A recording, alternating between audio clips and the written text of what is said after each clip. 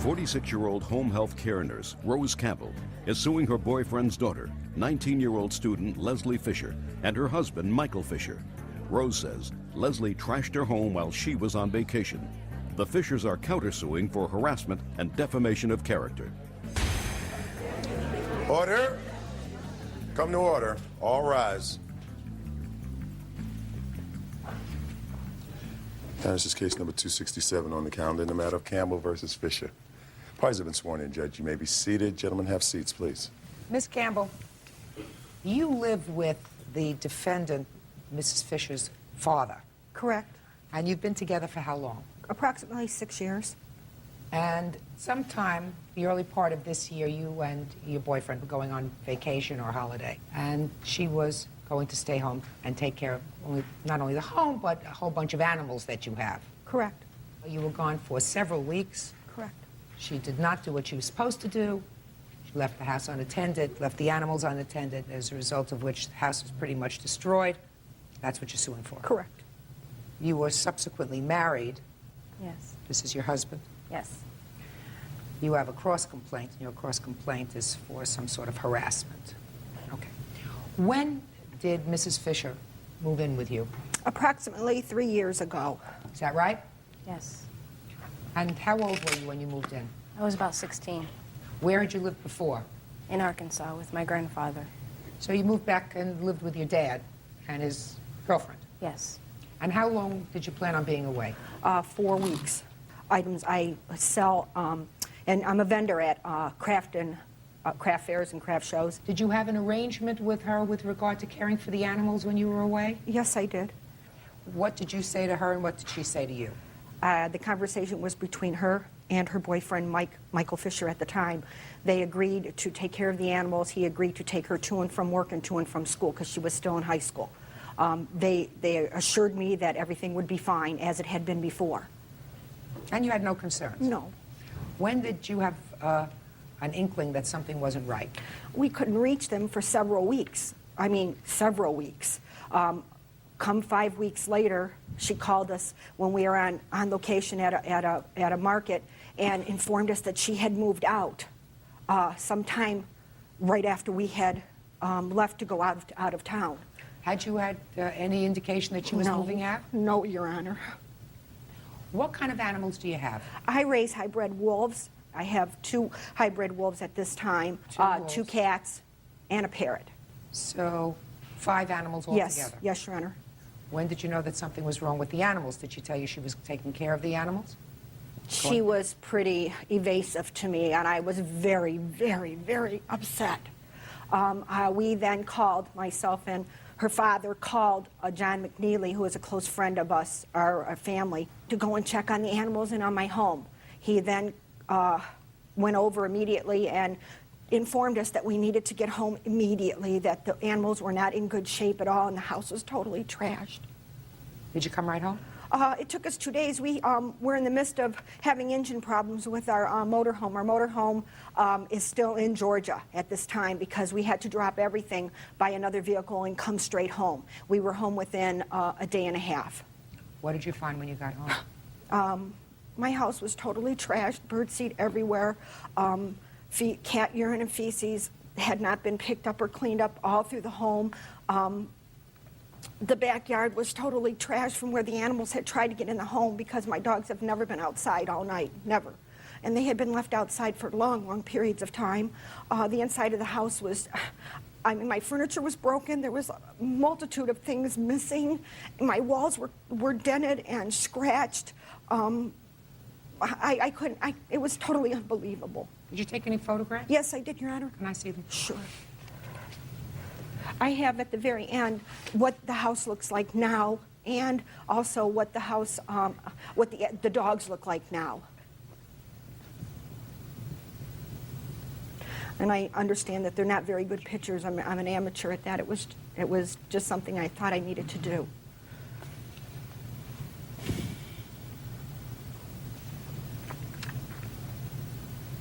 When you came home, was the house locked up? Yes, it was. What items did you find missing? The dressers, there was 3 dressers that were in Leslie's room. They were missing. They were returned, and that was the condition they were returned in the photos. There was $250. Who returned them? They did, on police order. Is that correct? Yes. Why did you take the dressers? They were mine. But the police told you to return them. Yes. What else was missing? $250 cash out of my safe deposit box, along with her Social Security card, her prescription for her contacts and glasses, her title to her car. That was all in your safety Yes, deposit box? yes, Your Honor. Jewelry, clothing, bedding, food. All right, let's talk about the safety deposit box. You went into the safety deposit box to get I your went in stuff and got out? my stuff when they asked me to get the papers for their motorhome. That's the only time I went in with it, into it. Title to my car was in a manila envelope, sort of like this, that was in my room. It was never in their box. Social Security card? It was, yes. Where was that? It was in their box, Did you take it? yes. Mike was there, and so was John, Who's Mike? my husband. Who's John? My witness. Step up, please. John, what's your last name? McNeely. Tell me about the circumstances surrounding you going into the safety deposit Rose box. and Leon had called me when their motorhome broke down and asked me to go over and help Leslie and Michael try to find the warranty papers for the engine. You actually went into the safety deposit box with them. No, I was looking through the papers that Leslie had already pulled out, had them on the counter, seeing what she had, making sure that they were the right papers, and going through, getting phone numbers and stuff to call Rose and Leon with to give them for the warranty for the motor. Were you still living in the house at the time that you went through the safety deposit box? Yes, I was. When did you leave? I completely moved out the day, what was it, the day before they came home? Because But we had you weren't three staying cats. in the house. We had 3 cats, and when I finally completely moved all my stuff out, I took Mrs. my Fisher, cat and bought stuff. we're not going to play games with each other. I'm not talking about completely moving out. When did you cease living there on a full-time basis? What day was that? Don't ask him. How much after they left think did it was you probably start a week. living with your now husband? I think it was probably a week. And you had some stuff that you left there, so you would go back periodically. No, I would take care of the animals too. Periodically. No, every day. Okay. Well, the devastation that I saw, for instance, around the parrot's cage, let's talk about that, and the kitty litter boxes, that's more than a day's worth of cleanup. What do you... To clean the litter boxes, you did that once a week. She told me you have to do it once a week. Clean 2 litter boxes. It was in my room. He wasn't living there in the house with you. No, Your Honor. Okay, so no. your arrangement He was not with allowed him. to be in the home, and only at certain times, because I was trying to keep Leslie from doing something that she might be sorry for. He's 30 years old, Your Honor. He's 29. She was 18 at the time, Your Honor. I feel that this is just a stab in my back. I brought a child up, tried to give her a good home. I Then did why did you everything treat me for so you, bad? Leslie. Listen. We don't do that here. Judge Judy continues in a moment. If I knew all this was going to happen, I would have stayed. Stayed where? Arkansas. Well, if you stayed in Arkansas, you wouldn't have met your husband. That's better than all the hell they put me through. Real cases, real people. Judge Judy. Rose Campbell says Leslie Fisher was left to watch her home while she was on vacation. Rose says Leslie abandoned her home and her animals. Leslie and her husband are countersuing for harassment and defamation of character. Miss Fisher, can you tell me why you chose to wait until after they left Because I know they'd put me... to move out? Why? Because I know they'd do this to me. They wouldn't let me move out because I tried to move out more than once. So it was your plan to move out. Is that right? Yes, and they knew it. No, don't tell me that they knew it. They wouldn't have known that you were going to move out They didn't know and the leave, exact... and leave all their animals unattended. So this was your plan. And this was your plan with your husband? Yes. And when did you formulate this plan? We talked about it for a few weeks. Before they left? Yeah. So you weren't honest with Miss Campbell or your father when you said that you would be living in the house all the time and taking care of the animals. They didn't ask me to live in the house. It was just sort of like telling me to do everything. But you had been living in the house Yeah, I full had time. been.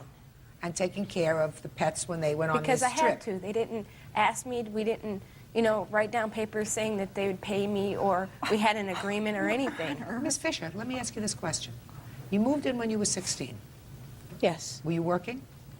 No, you when were I was 16, no. Were you working when you were 17? Yes. Full-time or part-time? Part-time, because I had to go to school full-time. You lived in the house. They paid all the expenses, right? And you had certain chores to do. Yes. Does that sound unreasonable to you? Not then. Well, then you turned 18. When did you meet him? I knew him when I first moved up to Ohio. When you were 16. Yes. And how old was he? He was 26. Okay. Mr. Fisher, what kind of work do you do, sir? Body man, I fix cars. Frame. Is that your own business? No. You work for somebody else? Yes, I do. You're working on the books, of course. I should be. But you're not. He better be paying me on the books. Well, you would know, Mr. Fisher, whether you're being paid on the books. Either you get a check that says this is how much they take out for taxes and Social Security, or they don't take out for taxes and Social Security. So you paid on the books or off the books? The boss told me he was going to be paying me on the books. He should be paying me on the books. If he is or isn't, I don't know. I do not want to take a check from the man because the checks will bounce. So you paid in cash? I tell him to give me $400 cash and take care of the taxes for it.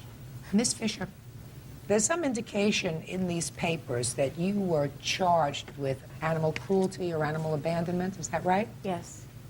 I've got a misdemeanor for it, yes. So you were convicted. Well, it was the easiest way to get out of the court case, yeah. So you were convicted. Yes. And you pled guilty? No contest. Same as guilty, yes. So that there really is no issue as to whether you abandoned these animals, because the burden of proof here is much less than in a criminal proceeding. The only issue is one of damages. Now, what were the damages to your animal?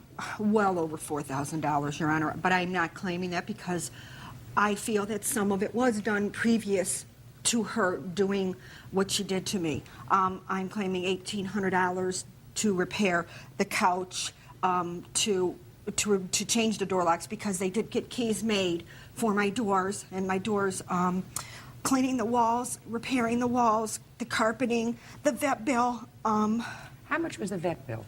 The vet bill was over $380. All right, tell me about your counterclaim.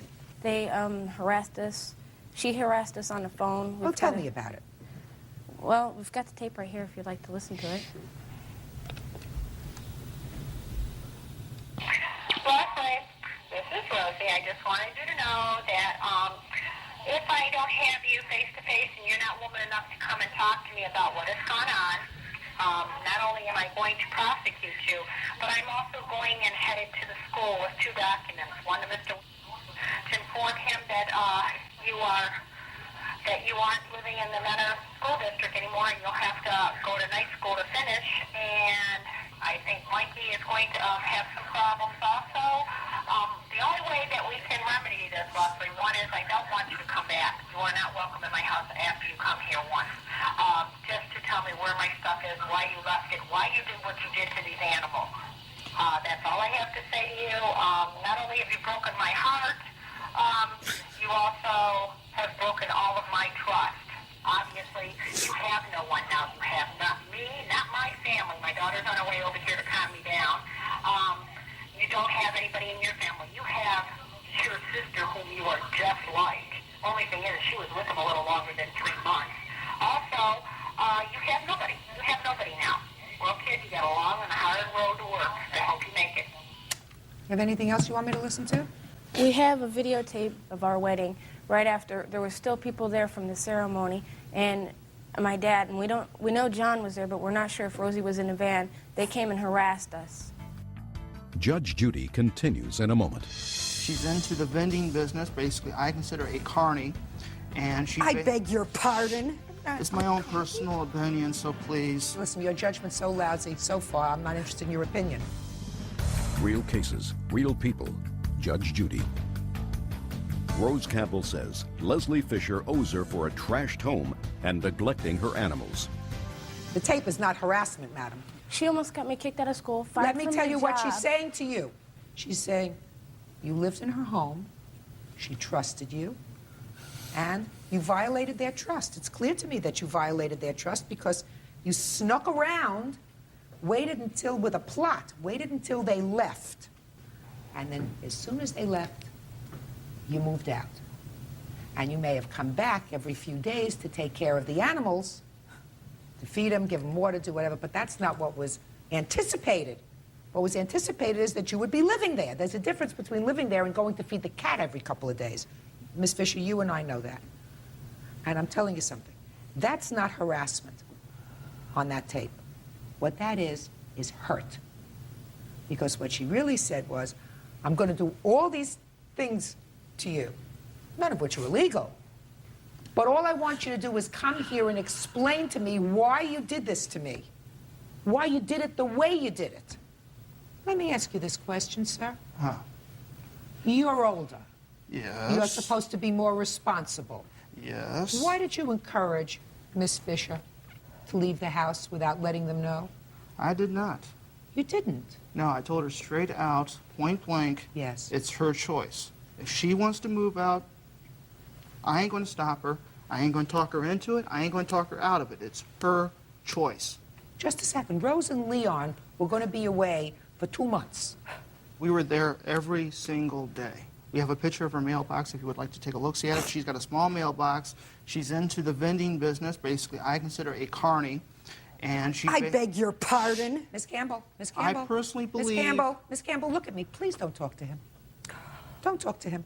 I'm a nurse, in-home nurse. I'm not. It's my own personal opinion, so please. Well, I'm not interested. You listen, your judgment's so lousy so far. I'm not interested in your opinion.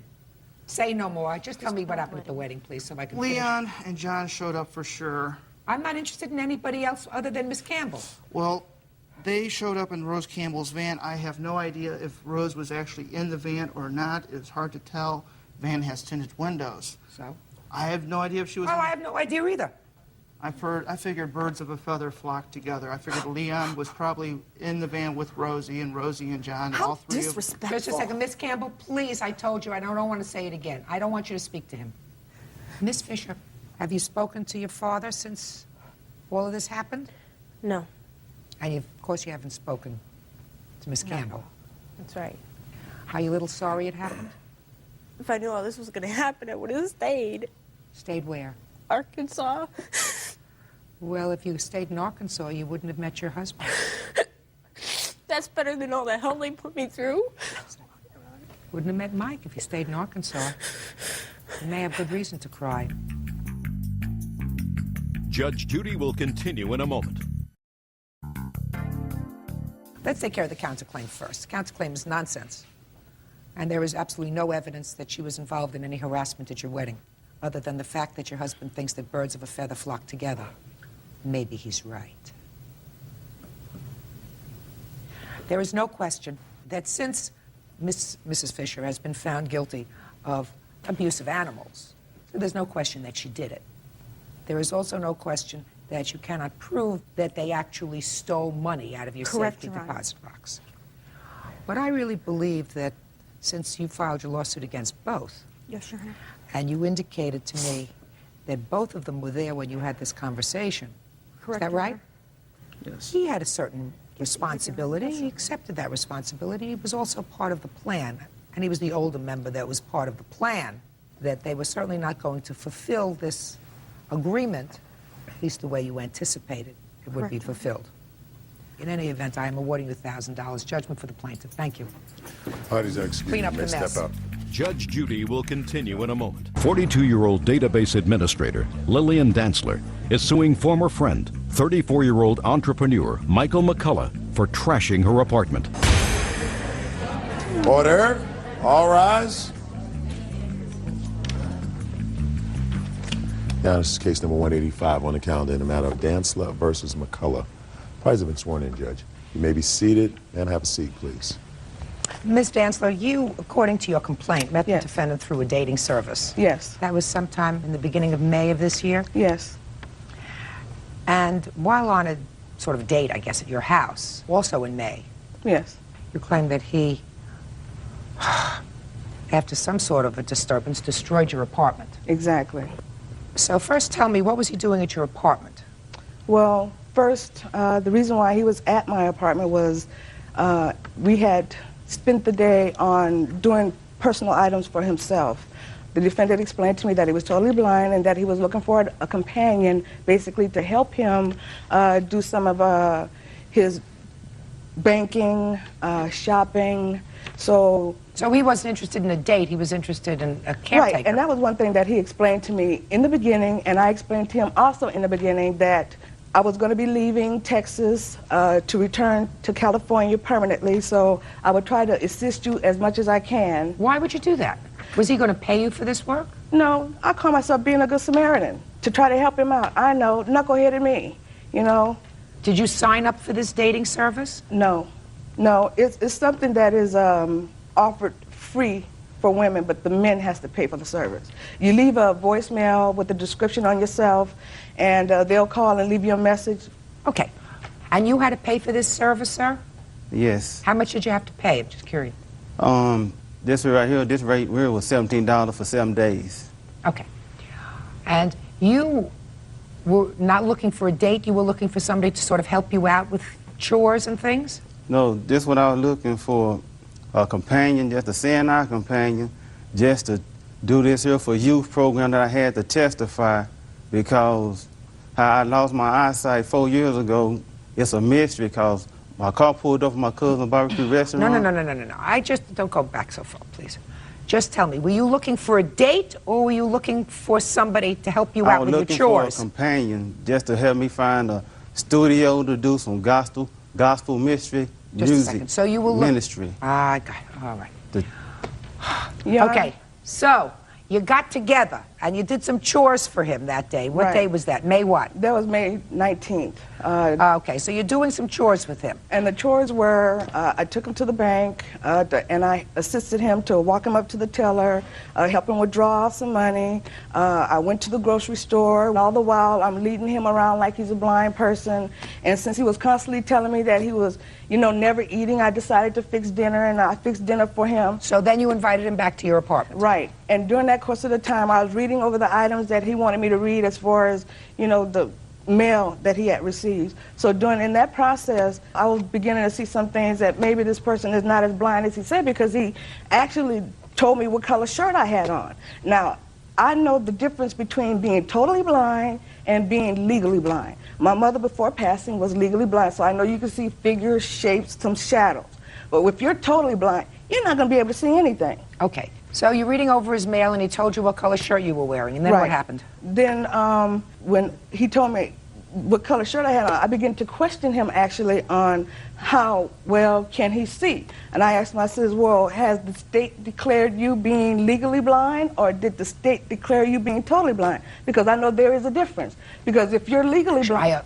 Okay. So you were, not because. So you asked him that question. Right. And what did he say? He said that he was declared totally blind. Okay. So, next. So, after doing dinner, he had a couple of beers. He kind of fell asleep on the couch. And at that time, I told myself, well, you know, it's about time for me to get ready to take you home. So I tapped him on the shoulder because he was ignoring me. So when I tapped him on the shoulder, he pulled me down and he began to touch me inappropriately. And during that time, you know, when he was doing so, I got angry. I walked out of my apartment. I was standing on the patio. I'm like, man, here it goes again. And when I went back in, he was in my room. So when I went in my room, I wanted to do the same thing that he did to me. So I pulled out one of my little play toys and tried to up him like he tried to things up me. So in that process, that's when the fight began. Well, he... First of all, hold up. She got these 2 weekends combined together. You'll have your turn. Just wait one moment, sir. Go ahead. Well, in that process, as I walked out of the room, I had slapped him upside the head. You know, and I told him, I want you out of here. I said, even though that I picked you up, I'm going to call you a cab so you can go home, because I don't think you're as blind as you're saying that you are. And he's like, well, go ahead on, you know, call a cab. So I called the cab, and in the process of waiting for the cab, he's saying, well, you know, I ain't no punk. And he tried to pick up my couch and tried to lift it and flip it. So what I did, I pushed it down so to keep him from flipping it. So then he walks over, and this is all without his blind man's cane. Now, he had only been in my apartment twice. Now, for a person that is totally blind, why wasn't he bumping into things? So in the process, he walks over to the TV and flips over the TV. So in the process of when he flips over the TV, I got on the phone with 911 because I wanted him out of here. Judge Judy continues in a moment. Yeah, could you call the police over here right now? Yeah, 911 right now. Could you come over here real quick? Give me the phone. Give me the phone. Please. Yeah. Hurry up, please. Real cases, real people. Judge Judy. Lillian Dantzler says former friend Michael McCullough trashed her apartment in a fit of rage. Michael says he's blind and he accidentally knocked a few things over. What happened next? You know, and when I called 911, all in the process, I'm watching him walk over to the picture that I had on the wall, and I have pictures of my apartment, of how my apartment was before it was destroyed and after it was destroyed. Let me see them, please.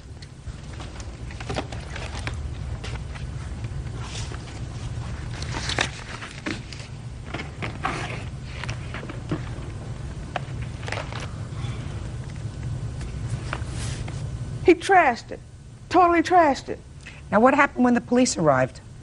When the police arrived, he was standing out on the balcony, hollering and screaming to the neighbors downtown about, yeah, I'm going to tell the police that you were one of the persons that, you know, shot me in my head, you know. And all the while, he was just ranting and raving. And when the police arrived... Did the police take him into custody? Yes, he was arrested. You have a police report? I sure do. Can I see it, please?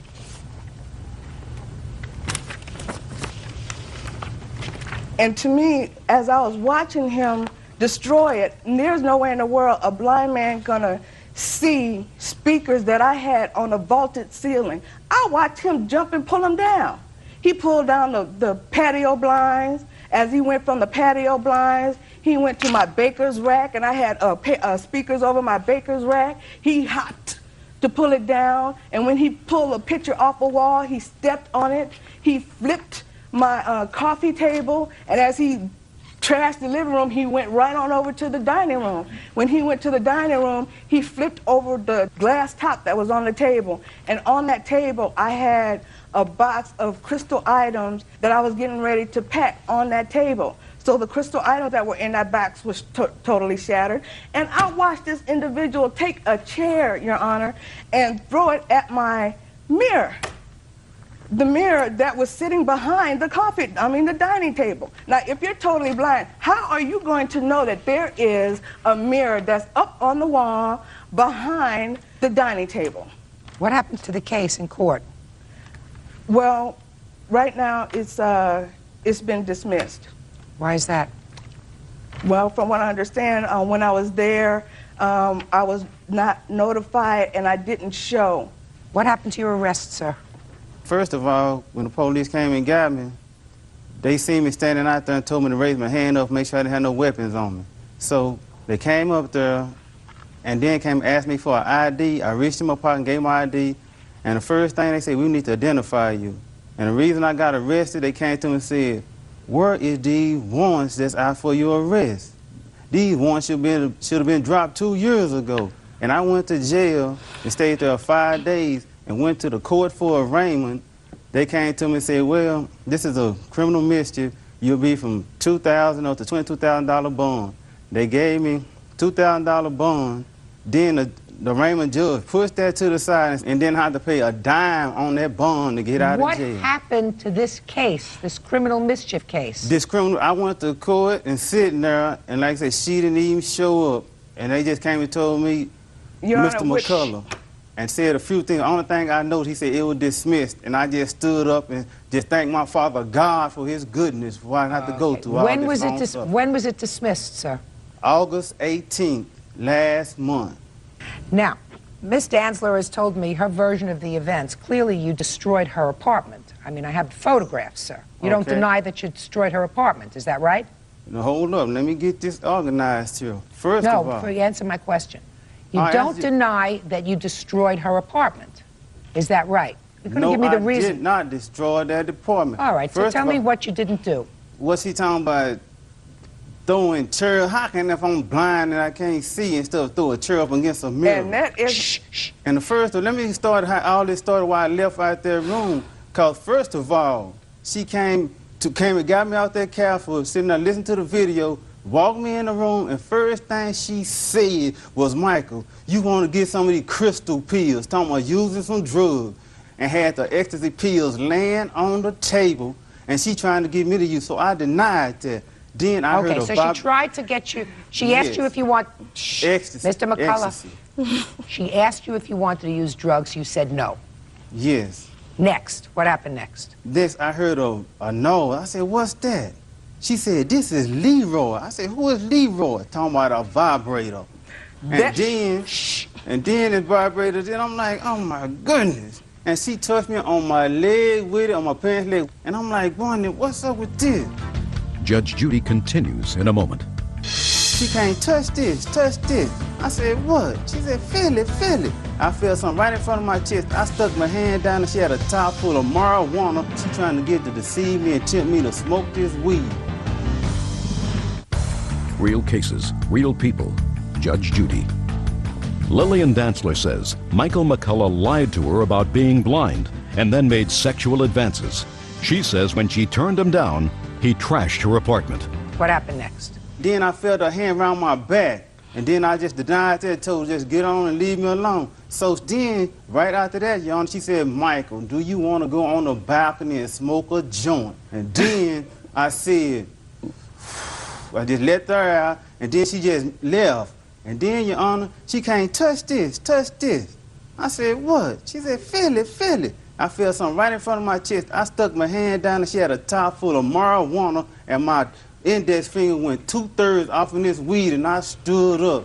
And she trying to get to deceive me and tempt me to smoke this weed. And then she come handing me my wallet, telling me I'm finna call a taxi. And how did she get my wallet? So evidently she got my wallet out my pants by that vibrator, to get on my pants leg and sticking her hand in my pocket. And then, and she told me, Michael, I'm gonna call 911. I said, call him. And I said, give me that phone. And that's when I stepped, my left leg hit that Your table. Honor. My left leg hit that table. I extended my arm, and it hit that picture shifted. My arm went down. I felt the wire. And then when I went down, I heard the speakers, they was on, but when I hit that wire, they shut down. And then I know where I was at, and I moved to the right, and I balanced myself on the couch, and that's when I reached down and grabbed my cane and extended it. Because when I came to her house, that's when I first walked the door, that's where that couch was. So I went around there to the edge, positioned myself, and walked straight out that door. Within 5 minutes, how can I lift up couches, throw chairs and mirrors? And I was out there in 5 minutes because she was trying to get me to use drugs and to get these drug dealers to come out there and tempt me. Well, like I said, I lost my eyesight. Somebody shot me point blank in the head, and the doctors told the police and my family it was close range. The oxygen in my brain is gone. The bullet is still in my brain now. It hit my optic nerve, and they said in 4 to 6 hours, and I'll be dead. And they turned the life support machine off.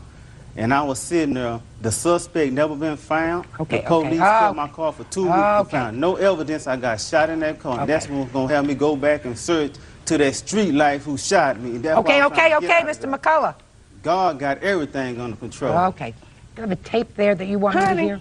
I have the 911 tape where you can hear him exactly trashing it. Okay, let me hear it.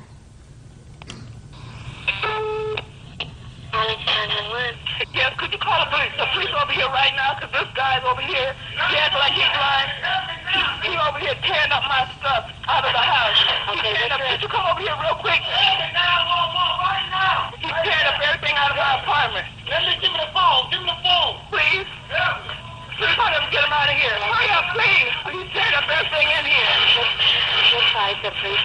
And you can hear him tear. He's tearing up everything. He's black. He's about 6'3". Please hurry up. Okay. He just trashed up everything. He's tearing up everything in my bedroom. He's tearing up everything. Why is he mad at you, man? Because I wouldn't have sex with him. He done tore up everything in my apartment. And I want him arrested. I think that speaks for itself, Your Honor. Judge Judy continues in a moment. Anything else you want to say, Mr. McCullough? Yes, on that tape, what was I saying? Give me that phone, because I made the decision to call 911 to get the police to come take me home. And if there was that much damage done at the apartment, why the police didn't tell me when they didn't read me no rights or nothing when they arrested me? They say the reason they were taking me downtown was causing them Fort Worth traffic ticket. And I would have told the police to find that marijuana print, and I would have told them where my fingerprint was at. Mr. McCullough, pay careful attention to me. They weren't taking you downtown because of outstanding warrants. The reason that you were arrested that evening, sir, is because you had, in fact, trashed her apartment. All these other warrants didn't become known to the police until after you got to the police station. Do you understand me? No, ma'am. Okay. I got, It was right there at that place. They said the 5 traffic tickets right there on the spot. As soon as they got my ID, it wasn't there at the arraignment as a judge. It was before I even went to jail. They told me what I was going down for. Well, were they your warrants on the ticket, sir? Yes, back in March 95 and 96. They were. So how come you didn't pay those tickets? Because 6 months later, after June 96, that's when somebody shot me in the head. And that's Well, when but you they went still to owe war. on the tickets, sir. I know. So what'd you wait 6 months for to pay the tickets? You knew there were warrants outstanding for you, if I believe you. I didn't know they were warrants then, because I didn't know warrants until it was in the hospital. The police told my family they went to warrant.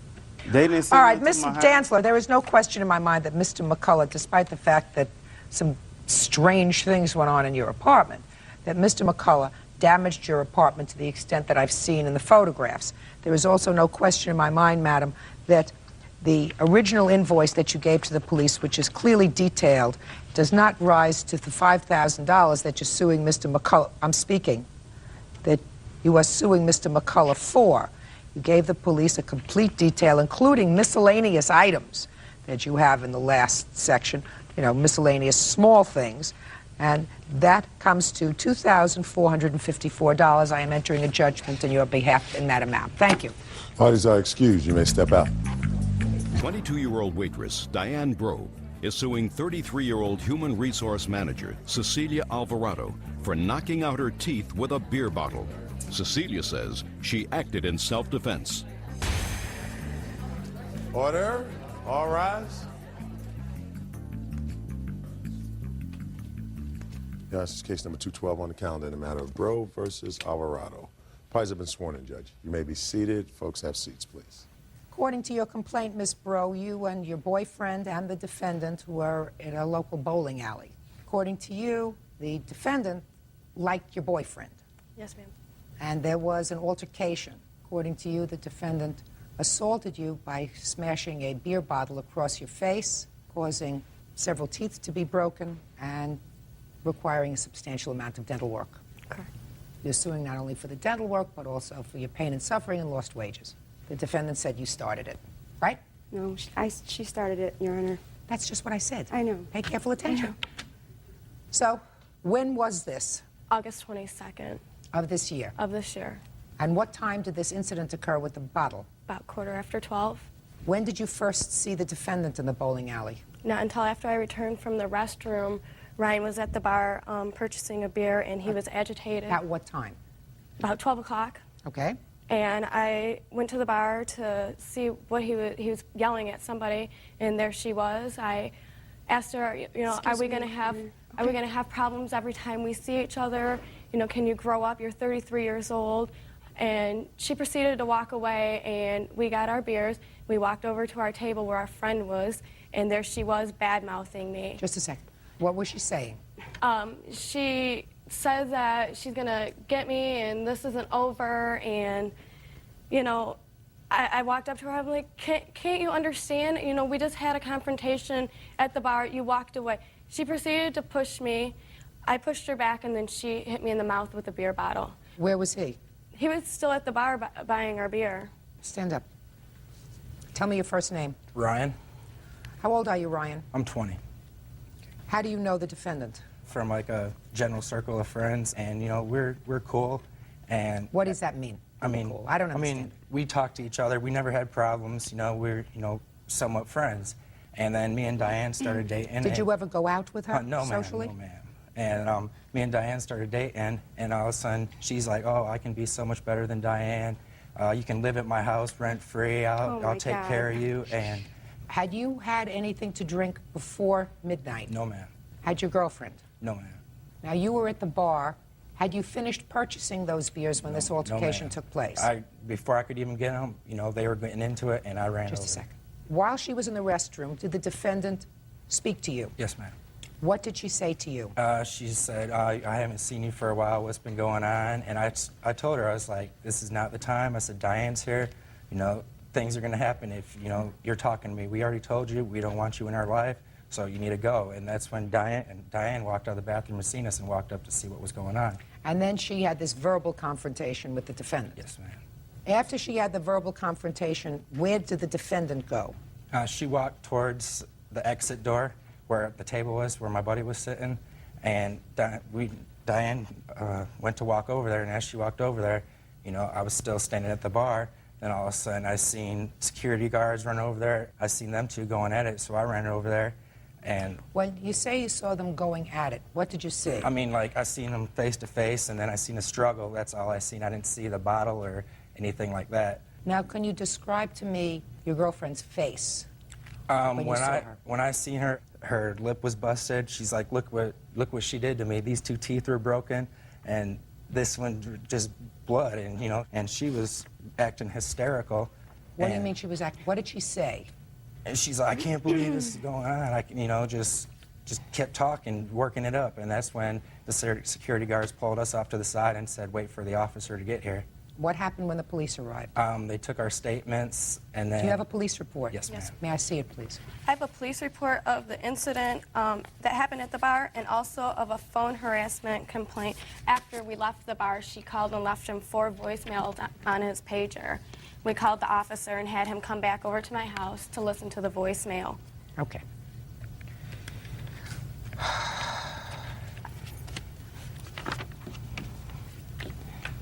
All right, Miss Alvarado, now let me have your version of the events. Okay.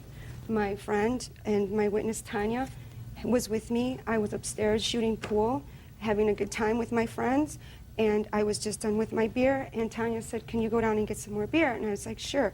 I also have to go to the bathroom. I go downstairs, and I see Ryan off, not in the bar, he was off on the concession stand, standing there, and he turns to me and says, oh, hey, Cecilia, what's up? I never approached him, Your Honor. Okay. Tell me what happened. Not what you didn't do, what you did do. Okay. And so then he says, I just want to warn you that Diane is here, and she's wants to kick your.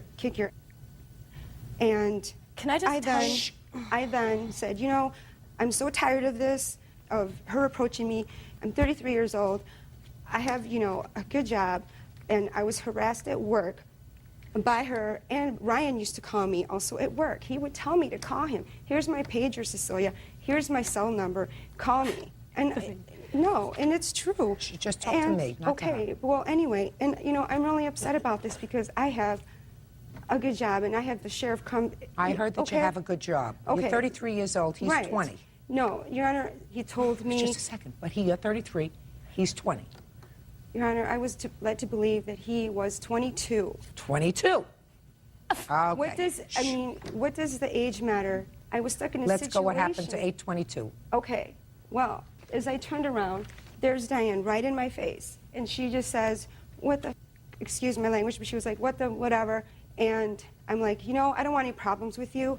I had my beer bottle. I had just a little bit of beer in it. I had it in my hand, and I have a scar, permanent scar, on my arm where she grabbed me, pulled me forward, and goes to hit me with the beer bottle over my head. And in the police report, it doesn't even state that I had also blood and a welt on my head. It doesn't say that, madam. Exactly. It does. No, listen to me. It doesn't say that. If the police who took this report were very clear, Miss Alvarado, they observed, according to them, Right. a large welt on your hand. Exactly. If you had had blood in your scalp and a large welt in your scalp that you pointed out to them, they would have... I did. Why don't you let me finish? Okay, I'm sorry, but... They would have included that in the police report. Judge Judy continues in a moment. When did you find out he was 20 years old? Today. So now you know. You know that he's a baby and you're not. Real cases, real people. Judge Judy. 22-year-old waitress Diane Bro is suing 33-year-old human resource manager Cecilia Alvarado for knocking out her teeth with a beer bottle. So let's continue.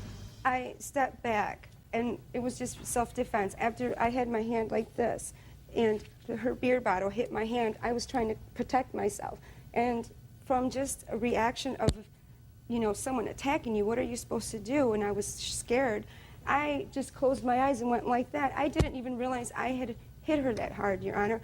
I would never have struck her. I felt bad after the incident. I was crying. Yes, I was hysterical because I was having a good time on a Monday night with my friends. She approached me, Your Honor.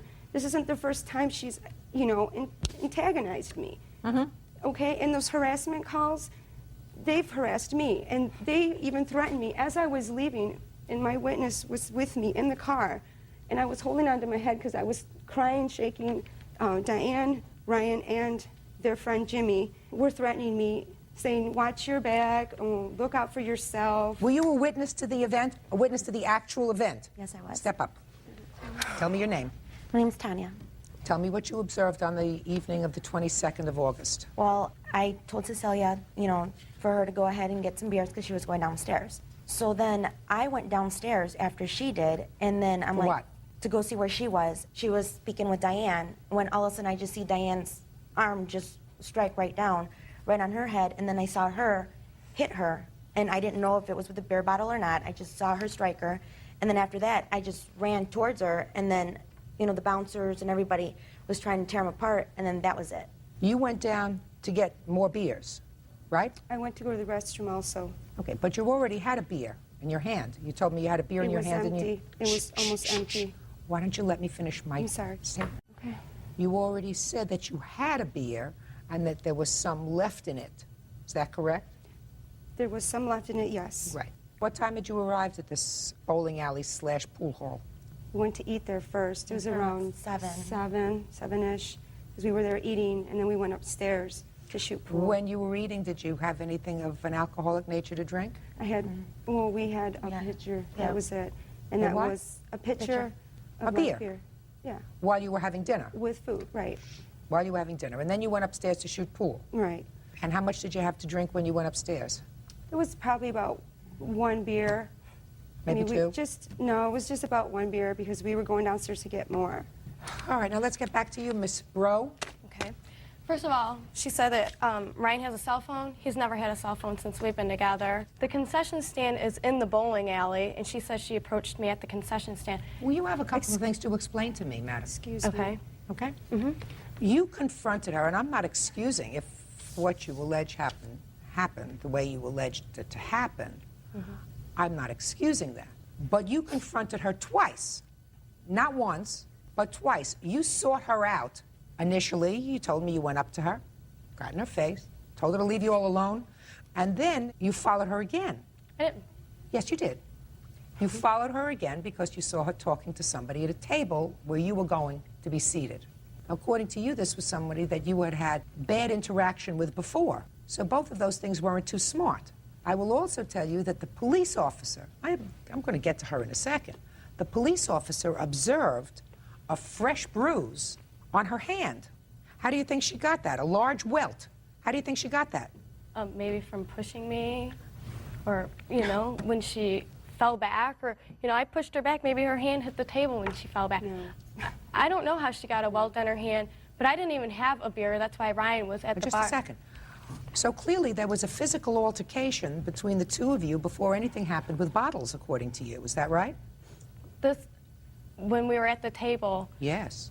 Yes, ma'am. So there was a physical altercation. That must have been a pretty hard shove. She hit me first. Was I not supposed to defend myself? Where did she hit you first? She pushed me in my chest, and I That's a pushed her push. back. No, okay, that's a And- push. Okay. That's not a hit. Well, How did she get the welt on her hand? I'm really not sure how she got the welt on her hand. You certainly confronted her on both occasions, right? Yes, ma'am. Not smart. Now, my next question to you, Miss Alvarado, is this incident is over and you're hysterical. You're all upset, right?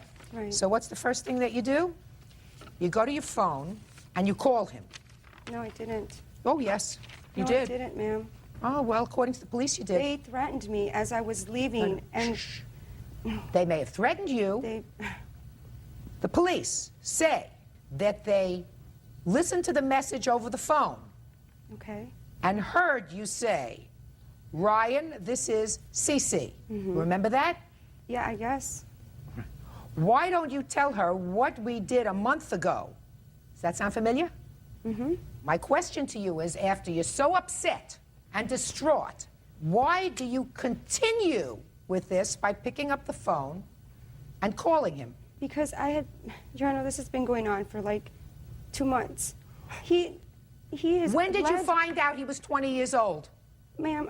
When did you find out he was 20 years old? Today. So before today, you thought he was 22? That is what he told me. Okay, so before today, you thought he was 22. And he's got a 20-year-old girlfriend. Well, And you're 33 years old. I thought she was 23. Pay attention. So now you know. You know that he's a baby and you're not. So this terrible thing happened at the bar. Why are you continuing it by calling him on the phone? I didn't continue calling him on the phone after this incident 4 times. Are you telling me that this phone call the police... Are you telling me the police are making up this phone call that they heard? I'm not. So you did call him? But they called me at work also to harass me, and I have I'm not proof talking of about that. at work. I'm talking about immediately after this incident on the 22nd. You got home and you called him. I called him, but I didn't call him 4 times. I didn't say 4 times. Did I Okay, say 4 well, times? They said 4 that's times. I what said I'm once. thinking. Pay careful attention. Judge Judy continues in a moment. She knew I was 20. She thought you were 22. To me, there's no difference. You're a baby when you're 20 if you're a boy. You're a baby when you're 22 if you're a boy. And sometimes when you're 52 if you're a boy. Real cases, real people. Judge Judy. Diane Bro says her front teeth were knocked out during a fight with Cecilia Alvarado. The women say the fight was over a man. Why did you call him one time when you got home? Because I was angry. I was really upset about this whole situation. Well, right now, you're in a situation where Exactly. you caused her substantially more injury than she caused you. And I was sorry. You are at the I'm police, sorry so for you it. didn't call up and say, I'm sorry. You called up and said, hey, why don't you tell her what we did a month ago and all the other stuff? Because, Your Honor, I was upset about it because if it wasn't for him leading me on and telling me that their relationship was nothing, then I wouldn't have gone after him. I wouldn't have talked to him. Let me see the dental reports. May I say something, Your Honor? Yes. I've met Cecilia before, like probably a month before Diane became my girlfriend. And, you know, the whole time, you know, she knew I was 20. All my friends know I'm 20. Don't tell me what she knows. Okay. Did you? And She thought you were 22. To me, there's Okay. no difference. You're a baby when you're 20 if you're a boy. You're a baby when you're 22 if you're a boy. And sometimes when you're 52 She if you're called a me boy. nonstop. She called me at my place of employment. They told me at work that if she continues on calling, they're going to write me up because she called me nonstop. She's a little fanatic. Yeah, and she called my house nonstop, paged me nonstop. Ryan, not. pay careful attention. She may be a little bit of a nut. Yes. We all are. And I don't know, and I'm not interested in knowing what happened a month before. Okay. You know, and she knows. Maybe your girlfriend doesn't know, but you know, and she knows. She should have been smart enough when she figured out how old you were and that you're a baby to back off and find somebody that's more age appropriate.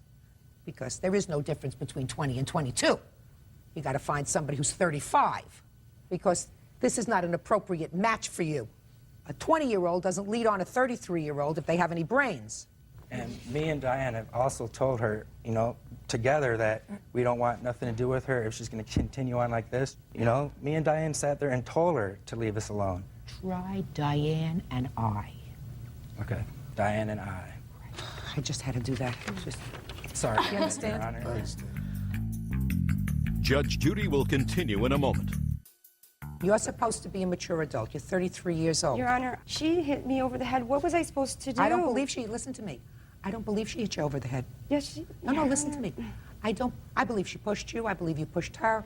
I How believe did- you shoved her. I believe all of those things, but I do not believe that she hit you over the head with a beer bottle and that you had blood in a bump, because if you did, the police would have memorialized that in a very, I'm speaking, don't look pained to me, in a very detailed police report.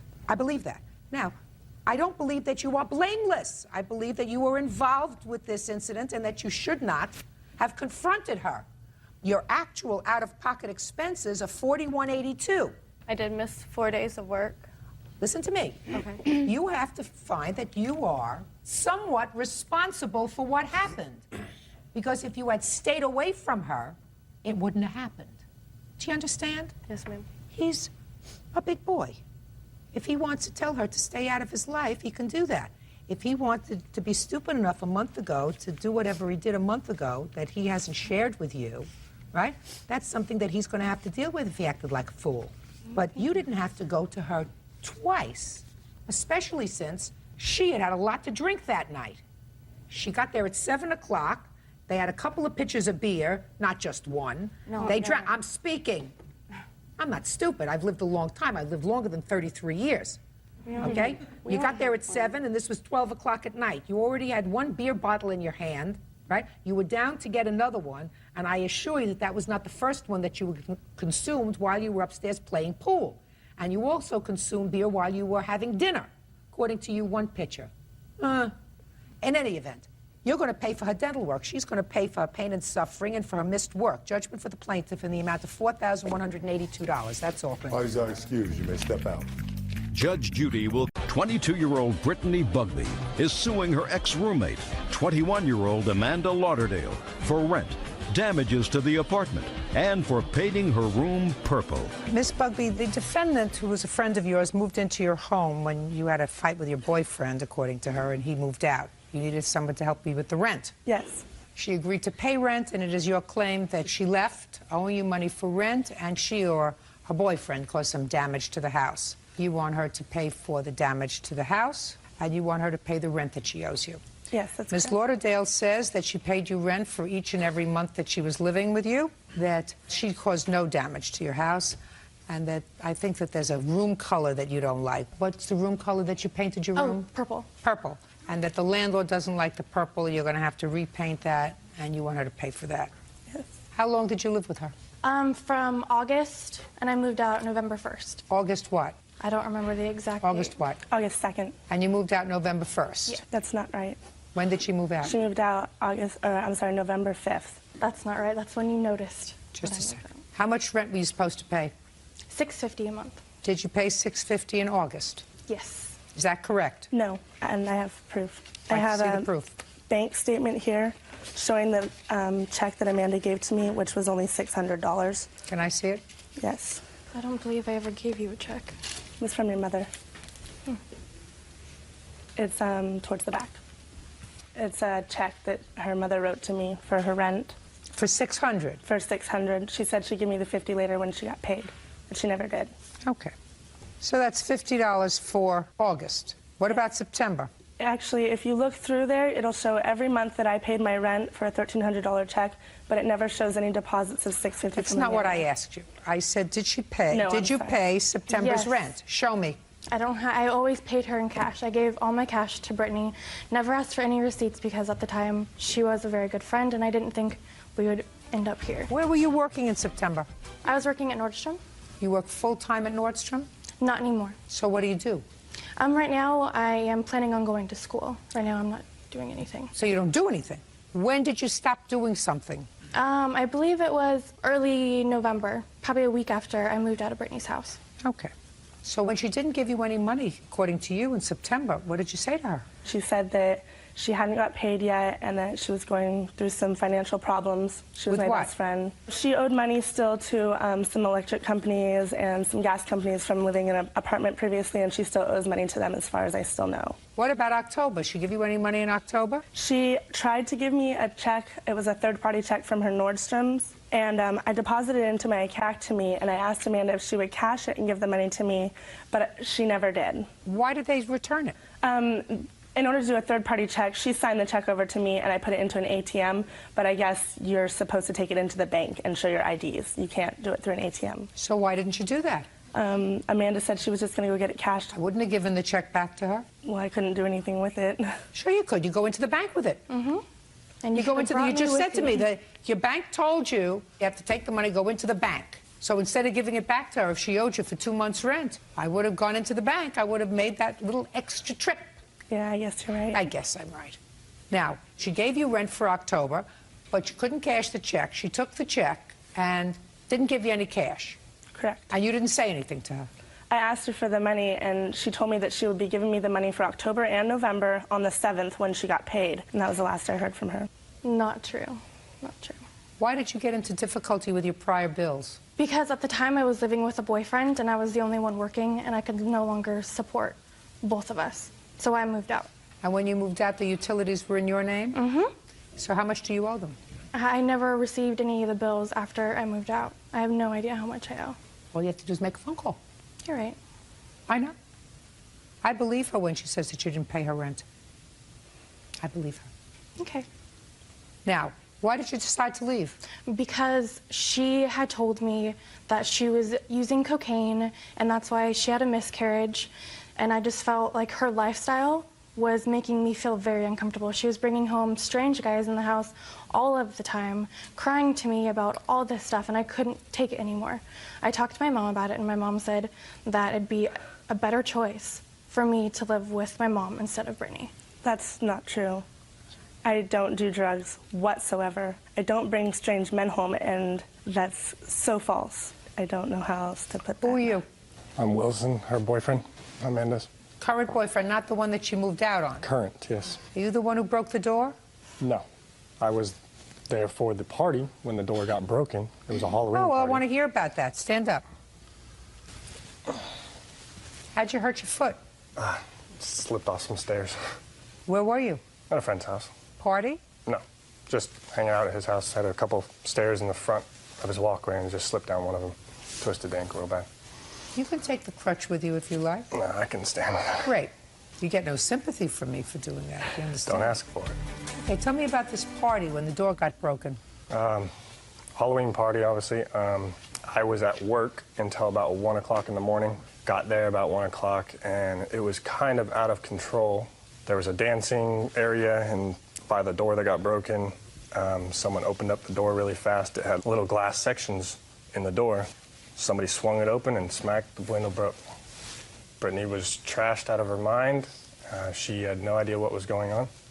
And that's what happened. Now I I'll saw hear your everything. story. All right, we were having a Halloween party, and a bunch of our friends were there, both of our friends. And shortly after Wilson showed up, one of his friends slammed the door open, and I was upset, and I said, Amanda, Wilson, make sure you get his phone number. And Wilson and Amanda both said, don't worry about it. It's Wilson's friend. We'll take care of it. They never did, and so now I'm suing for the amount. You're not suing them. Well, Amanda said that she would make sure that it was taken care of. Listen, you can't rely on that. Amanda hadn't paid you rent in 2 months, according to you. How could you rely on her saying, I'll take care of it? It's true, yes. I don't believe you. Let's talk about the purple bedroom. Did you let us paint the bedroom purple? Yes, I did. Well, then you deal with it. It's very dark. It's going to take 2 base coats to cover. And I would start, She did Miss a horrible Bugby, job. I'd start. Okay, Miss Lauderdale, you owe her $1,300 in rent and another $50 from the first month. And the next time, if you pay somebody rent, you pay them by check and get a receipt, just like you did the first month that you were living there, paid by check. Do you understand? Very good. Judgment for the plaintiff in the amount of $1,350. That's all. Samantha Cameron is suing ex-boyfriend Christopher Potts for the return of furniture and appliances, as well as rent money and a security deposit. Christopher claims he owes her nothing. Miss Cameron, you and Mr. Potts were in a relationship. According to your complaint, you decided to relocate with him. You got a job opportunity in Florida. You went down to Florida, 2 of you found an apartment, you put down a deposit, first month's rent, and Mr. Potts went down to Florida before you did. Correct. When he got there, he had a change of heart. Is that right, sir? Yes, ma'am. Why did you have a change of heart, sir? Well, because at the time she wasn't actively looking for a job in Florida, and I didn't feel like she would be a real reliable person to share all the bills with. So you were sort of looking for a solid business partner. Well, I didn't want to put myself in a hole. It would have been easier for me to take care of myself versus me taking care of myself, another person, and a small child. Because you have a daughter who was relocating with you. Yes, ma'am. Okay. Now, Mr. Potts, how much money did she put down on the apartment? I'm not sure exact dollar figure. You know the exact dollar figure. Yes, ma'am. It was $877.50. So my question to you, Mr. Potts, is What arrangements did you make to get her back her $877? Well, there really wasn't at first any arrangement because the money that she put down towards the apartment is basically money that I put towards the cost of the moving. Well, because you were supposed to move. Well, I was moving. You both were moving. Right. If we're both moving, then we both should be coming out of pocket for money. Well, how much did you pay for all the moving of her stuff, sir? All right, I had purchased their shipping containers where you load them up yourself. Well, originally I only needed one. The pods were originally $850 a piece. I had paid the $850, and to get an additional pod was $850, so $1,700. Show me that you paid for $1,700, sir. Show me. I can't. Why not? Because I don't have receipts for that. Where'd you think you were coming to today? To the beach? Well, that was 7 months ago, so. 7 months ago is a minute, sir. So, I'm going to ask you again, what arrangements did you make to get her back her money, $877? Well, I paid over $900 to ship her stuff back, which... As well you should. I don't agree. Well, I don't give a rat's behind whether you agree or not. Whether you agree with me, Mr. Potts, is not particularly relevant in my life. That's why you come to court. I don't believe you, sir, that you paid $1,700 for a pod for you and for her. For two of them. They're $850 a piece. What I'm telling you, sir, is show me. Other than your great looks, Mr. Potts, what you have to do is have proof. Proof is a receipt, a paid bill for exactly what it was, and you don't have it. No, I don't. Right. You chose to breach the agreement that you had by telling her once she had sent down her stuff that you didn't want her to move there for your own reasons. No, for the reasons that it was better for everybody. Fine. Listen to me. That's a judgment that you made. Fine. But then, once you have made that judgment, what you have to do is make Miss Cameron whole. Whole. Which I did by sending her belongings. I'm speaking when my mouth moves, yours doesn't. By making Miss Cameron whole, you have to return her property to her at your expense. It would be untoward of you to think that you changed your mind and now you say you want your stuff back. You have to pay for the shipping of it back to New Jersey. That's ridiculous, Mr. Potts. Now, I believe him that he packed up your boxes and sent them back, that he spent money, as well he should, because it was his option to change his mind, thereby voiding the agreement that you had to move in together. Now, if you want these other items, washer, dryer, table, and chairs, you can make arrangements to get them at your expense. Do you understand? Because I don't think you really want. That was part of our agreement. Well, it's unfortunate. I don't know if I believe you. In any event, he owes you $877, which was your down payment. Have you sent it? No, ma'am, I have not. Send it. Judgment for the plaintiff, $877. Thank you. That's all. Megan Coe claims ex-boyfriend Ryan Anderson owes for loans to buy a car and to pay his DUI fines. Mr. Anderson, you have this petrified look on your face. Oh, I'm not petrified at all. Go see what we can do about that. Okay. Miss Coe was a girlfriend of yours? Ex. I said, I want you to listen very carefully. Put on your listening ears, Sorry. Mr. Anderson. Yes, Your Honor. I said Miss Coe was a girlfriend of yours, correct? Yes. And you knew her for a long time, but got into sort of a more committed relationship around 2003. Sometime, according to you, Miss Coe, in 2005, you loaned the defendant $2,000. Correct. Now you want that money back. That's right. Mr. Anderson says, never any discussion of paying you the money back? It was a gift? Correct. She gave you $2,000 when, Mr. Anderson? It was approximately September of 2005. Were you living together at the time? Yes, we were. What was the money for? Well, it was some fines that I had occurred. What kind of fines? Through the court system. What kind of fines? They were for DUI conviction. How much were the fines? Approximately $900. Did you pay any of the fines, sir? I had paid some previously, and those were the remaining balance. How much did you pay? The total fines were about $2,800. Is this the first DUI that you had had? I had two within a short period of time. That's why the fines were so high. Yes, ma'am. So you paid $2,100, yes. You paid $2,100. The DUIs. I assume that you have something that's going to indicate that that's not the case. I'll look at it in a minute, Ms. Coe. So why did you need the $900 from Ms. Coe? I currently had no license, and I had to pay the fees off to acquire my license again. So I needed the money to pay off the fees to get my license to drive. Okay. And with the hours I was working, it was tough on Megan to get me to work and back from where we were living. So you must have said something to her. You have to have said something to her, because otherwise she'd have to be clairvoyant to know that Well, you needed she was 900 fully aware. She'd have to be clairvoyant to know that you needed $900, so that had to come a point when you said to her something like, I need $900 to pay for the rest of the fines. Well, we were in a committed relationship at the time. I don't care, we're committed So relationship. there's- I'm talking about words, spoken words. I understand that. So there's going to be words exchanged knowing, well, how come you're not driving? Well, I'm not driving because I Well, still that's what I owe- want to know. Mr. Anderson. Yes. That's what I want to know, sir. Yes.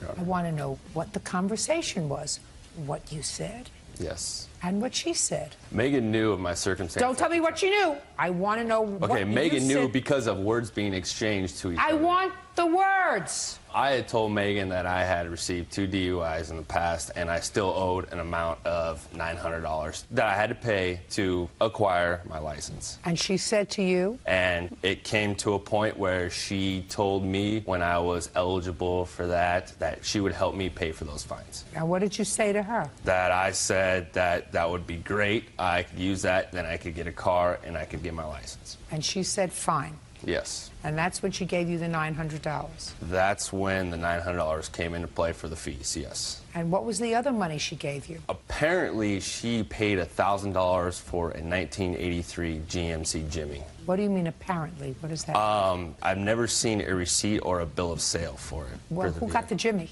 I drive the Jimmy. The registration's in my name. How did you get the car, sir?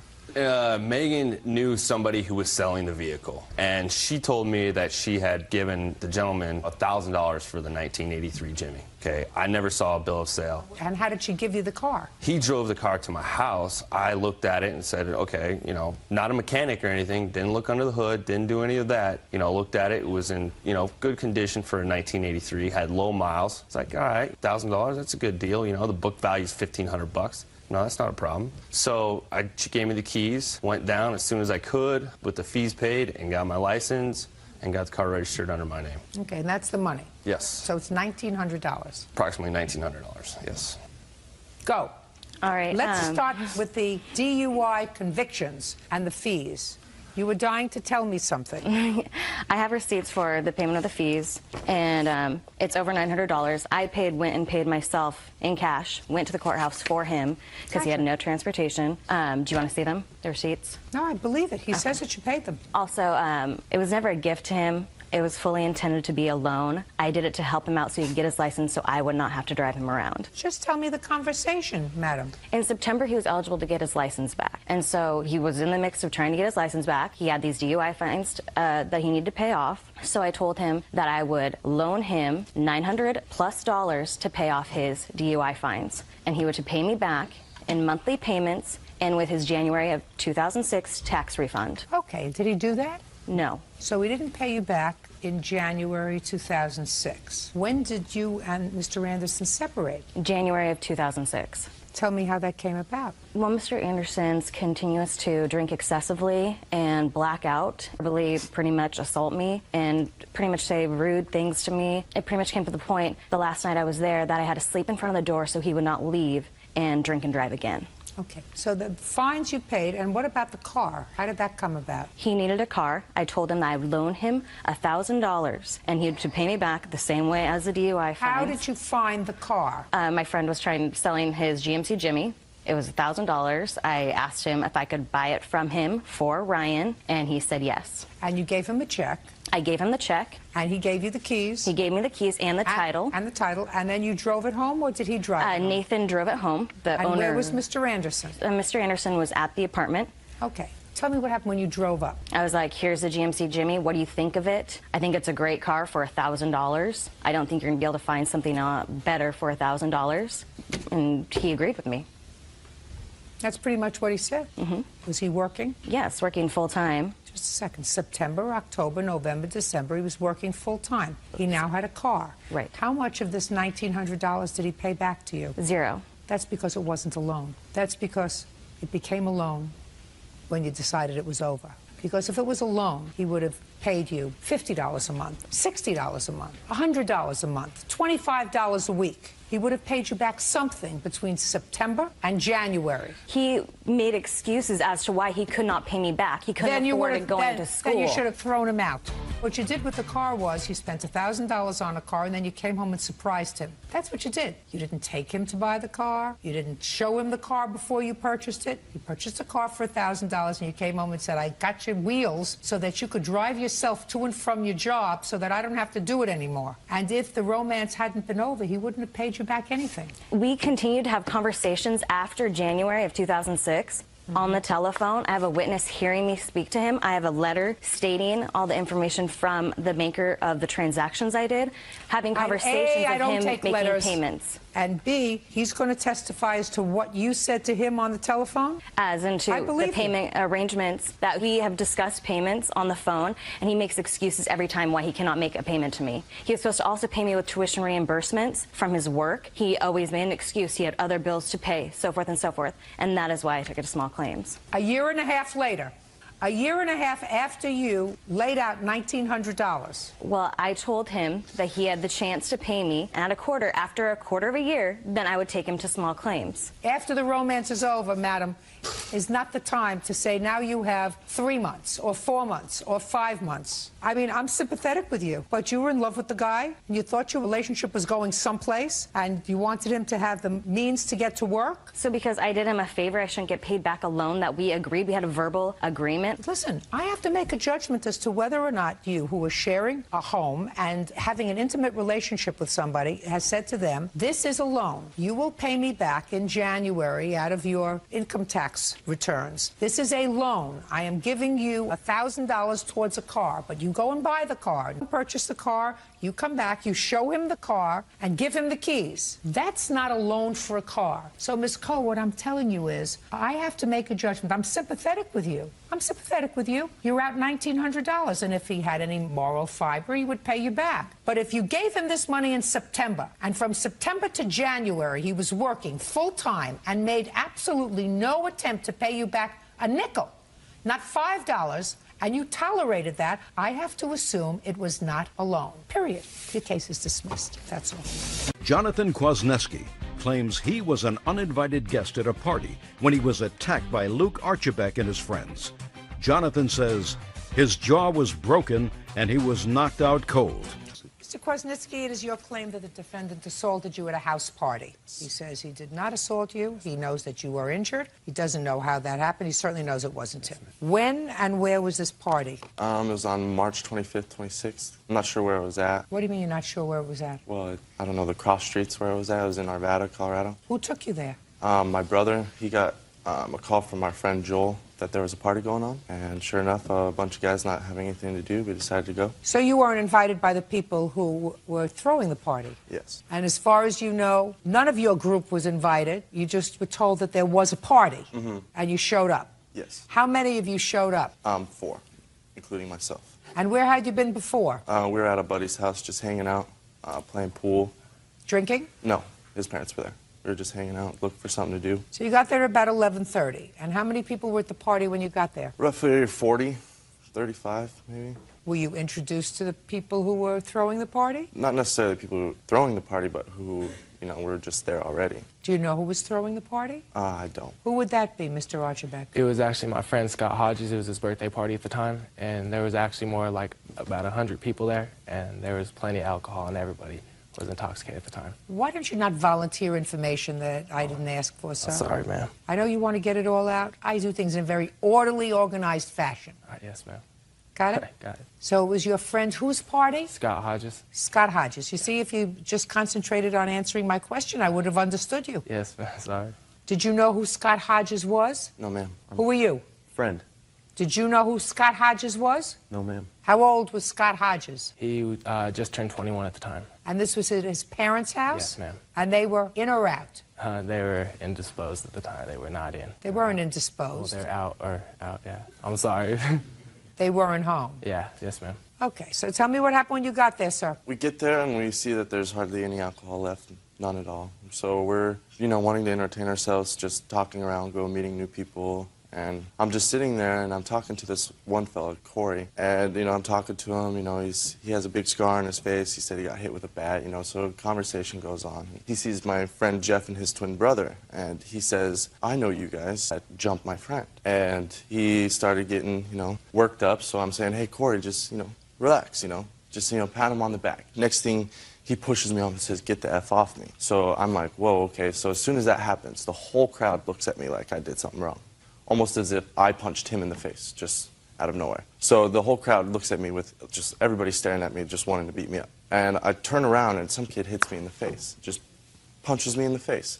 And I'm standing there like, what in the heck is going on? And Jeff comes up and says, Quas, no, don't mess around with this because we're outnumbered. You know, it's like 4 of us and 100 of them. Okay, and so I'm like, okay, some guy gets in my face, talks crap. You know, I don't do anything. I say, I'm sorry. Another kid gets in my face, you know, says, well, you're gonna pay for what you did. I was like, I didn't do anything, you know. Another kid gets in my face, blah blah blah. Next thing I know is I'm getting helped up, and I don't remember anything. And when I came to, I was missing my shoes. My face hurt. I don't even remember what happened. I barely even remember jumping the fence because we were trying to get away from those guys. Okay, so you ended up, according to your complaint, in an emergency room. Do you have the emergency room records? Yes, I do. I'd like to take a look at them, please. You have the police report? Yes. I'd like to take a look at that, too. Anybody arrested for this assault? No.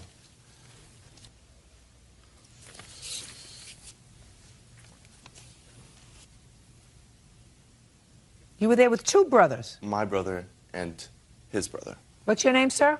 Jeff. Jeff what? Gerber. Stand up, sir. When, for the first time, sir, did you speak to the police? I spoke to the police about 4 days afterwards, after this happened. And what prompted you to speak to the police 4 days afterwards? They had called me. He went into the doctor's the day after, and he filed the police report then. So I was just waiting for them to contact me so I can give him my side of the story. And when you spoke to the police, what did you tell them, Jeff? I told him that we went to a party where there was drinking and there was people. Did you drink? No, we were only there for about 10 minutes before this happened. Mm-hmm. And But everybody else was drinking because there was no alcohol left by the time you got there. Yeah, it was a party, so there was about 100 people, like he said. Well, I just said that when he got there, the alcohol was all gone, which means everybody was pretty well loaded. Yeah. Okay, go ahead. And as we were sitting in the back porch of the house, and Corey is the one that had started talking to me about a previous fight that I had been in about a year before that even happened with one of his friends, and tried to get all huff and puffy and tough, and started cussing and saying all sorts of stuff. And then, you know, he had challenged me to fight him, and then he had challenged John here to fight him out on the back of the lawn, and pretty much everybody heard that and just started coming outside and what's going on? And then I had seen John here get punched by a kid, I believe his name was Scott. Okay, so he got punched by a guy named Scott. He got punched by a guy named Scott, and then I told John here to just lay off. We don't want to get, you know, jumped here. And then just every kid thought we were out to get him, so they were just, every kid was getting in our faces. And then I looked to my right, I'm standing like with my back towards the building, the house, and I looked to my right, and John here gets sucker punched. He wasn't looking, he was facing forward, while Luke here ran up next to him from his right and sucker punched him in his face. When was the first time you met Luke? That night. Never seen him before? Never. When, for the first time that evening, had you seen Luke? Right after he punched him. So you had not seen him before that evening? Mm-mm. That was the first time you saw him? And when was the next time you saw him? Here. When you were interviewed by the police 4 days later, you told them that you could identify the person who They didn't assaulted even him? ask me that. They already knew it was Luke. Don't tell me what the police knew. I'm looking at the police reports, and I don't see anything about Luke here. They, What? Ma'am, I was never contacted by any Shh. You mean you spoke to the police? Did they come to your house? Oh, they had called me on my cell phone. Called you on your cell phone? Did you give them the number? For him? Yes. Why did you give them the number? Because he was there, he was a witness. And so I assume that you wanted the police to locate the person who caused this injury to you. I would have loved to, except I didn't know who had punched But him. the reason you gave the police Jeff's number is because you wanted the police to find the person who had hurt you. Yes, ma'am. And Jeff knew the person who had hurt you, right? Yes, ma'am. Jeff tells me that when he spoke to the police, he didn't tell them the name of the person who hurt you because they didn't ask him. Is that what you're telling me? Correct. Well, what questions did they ask you, Jeff? They asked me exactly who and what happened. I gave them my side of the Just story. a second. So you said who and what happened, just like I did. What did you see and what did you do? You just told me that you saw this young man who you've identified as Luke throw the sucker punch at your friend. Well, Right? That's what you just told me. Why were you keeping that a secret from the police? I didn't keep it a secret. I didn't know his name. How I found out his name is that I have a buddy that knows of him, and he had contacted them somehow and found out that his name was Luke. And that's how we all know. And I recognized him once I saw him. Yeah, that's the kid that punched him. So what you're telling me is 4 days later, you didn't tell the police that you could identify the person who punched him. I could identify him. And the police asked you nothing else? They asked me his name. They didn't ask me what he looked like because obviously he'd be wearing something different 4 days later. I'm not talking about what he was wearing, sir. This happened 9 months ago. And the first time you've seen him, after you saw him for a moment at this party, 9 months ago, was here in court. Mm-hmm. And for how long did you see him? You saw him for the first time when he punched your friend. Mm-hmm. Is that right? You saw him run away. What had happened is that after I saw him punch him, I had rushed up to him and pushed him off, pushed him away, and then that's how his image of his face stuck in my head, and that's when everybody started jumping me, my brother, and his brother. Okay. On your own 2 feet, sir. Yes, ma'am. What happened was I was downstairs and I was drinking and everything, and yes, my friend Corey was with me at the time, and we were downstairs. This is Corey? Yes, ma'am. You're the Corey? No, different Corey. No, not that Corey. But we were downstairs and we were drinking and everything like that, and then this girl comes downstairs and tells me that everyone's fighting out back and that Scott called for some people to come break it up. So we run upstairs, and by the time I get up there, everybody's already fighting. Like I said, it was not me who threw the punch and everything. It was actually my friend that I consort with, and actually that's how I think they know me, is through my friend because we look alike, but no, it was not me. Oh, so you know who hit him? Well, yes. You know who hit him? Yes, kind of. Like. No. Yeah. Listen to me. So you look very much like him. Yes, ma'am. What's his name? Brian. Brian what? Look at me. And how do you know that Brian hit him? Just word around. Did you tell that? Look at me. Did you tell that to the police? No, ma'am. Like I said, I've never came in contact with any police officers. You know the name Brian? No, ma'am. You don't? No. Well, you didn't know anybody at this party. You just showed up. Very stupid. You're the other Corey. Yes, ma'am. What's your last name? Clendenning. Were you downstairs drinking? I was actually Luke? downstairs not drinking, but yes, I was there. Tell me what you observed when you went upstairs. Just a lot of people out back scuffling around, grabbing each other, swinging. It was pretty hectic. You know this person, Brian? Yes, I know of him. You know of him? Yeah. Was he at the party? Yes. Did you see him up there during the scuffle? Yes. Did you see the plaintiff assaulted? I saw him down when I was outside. When I came out, he was already down. Did you come up from the basement with the defendant? I was probably 5 feet behind him. So you came up together? Yes, ma'am. And when you came up together, the plaintiff was already on the ground? From what it looks like, yes. I mean, there were so many people, and it was him. There was Jeff Lance, which is Jeff's twin brother. So you know them? Yes. How old are you, sir? 20 years old. What do you do for a living? I used to work at Lucky Strikes. Now I work for a Coors Brewing Company. Did you have a lot to drink that night? I didn't drink at all because I was with my girlfriend. She's kind of judgmental and all that. I believe you. Anything else you want to tell me? Yeah. Why would all my friends and his friends tell me that it's him that hit me and not Brian? Let me explain something to you, sir. That's hearsay. Right, but Jeff can recognize Luke. Jeff punched Luke in the face.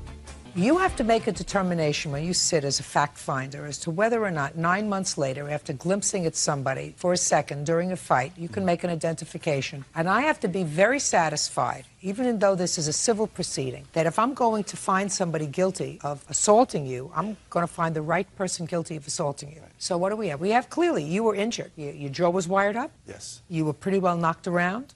There's no question that somebody during that fight, either one person or more than one person, got the best of you. Yeah.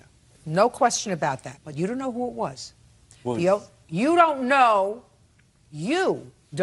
who it was. Ma'am, he did the same exact thing to his best friend a month later.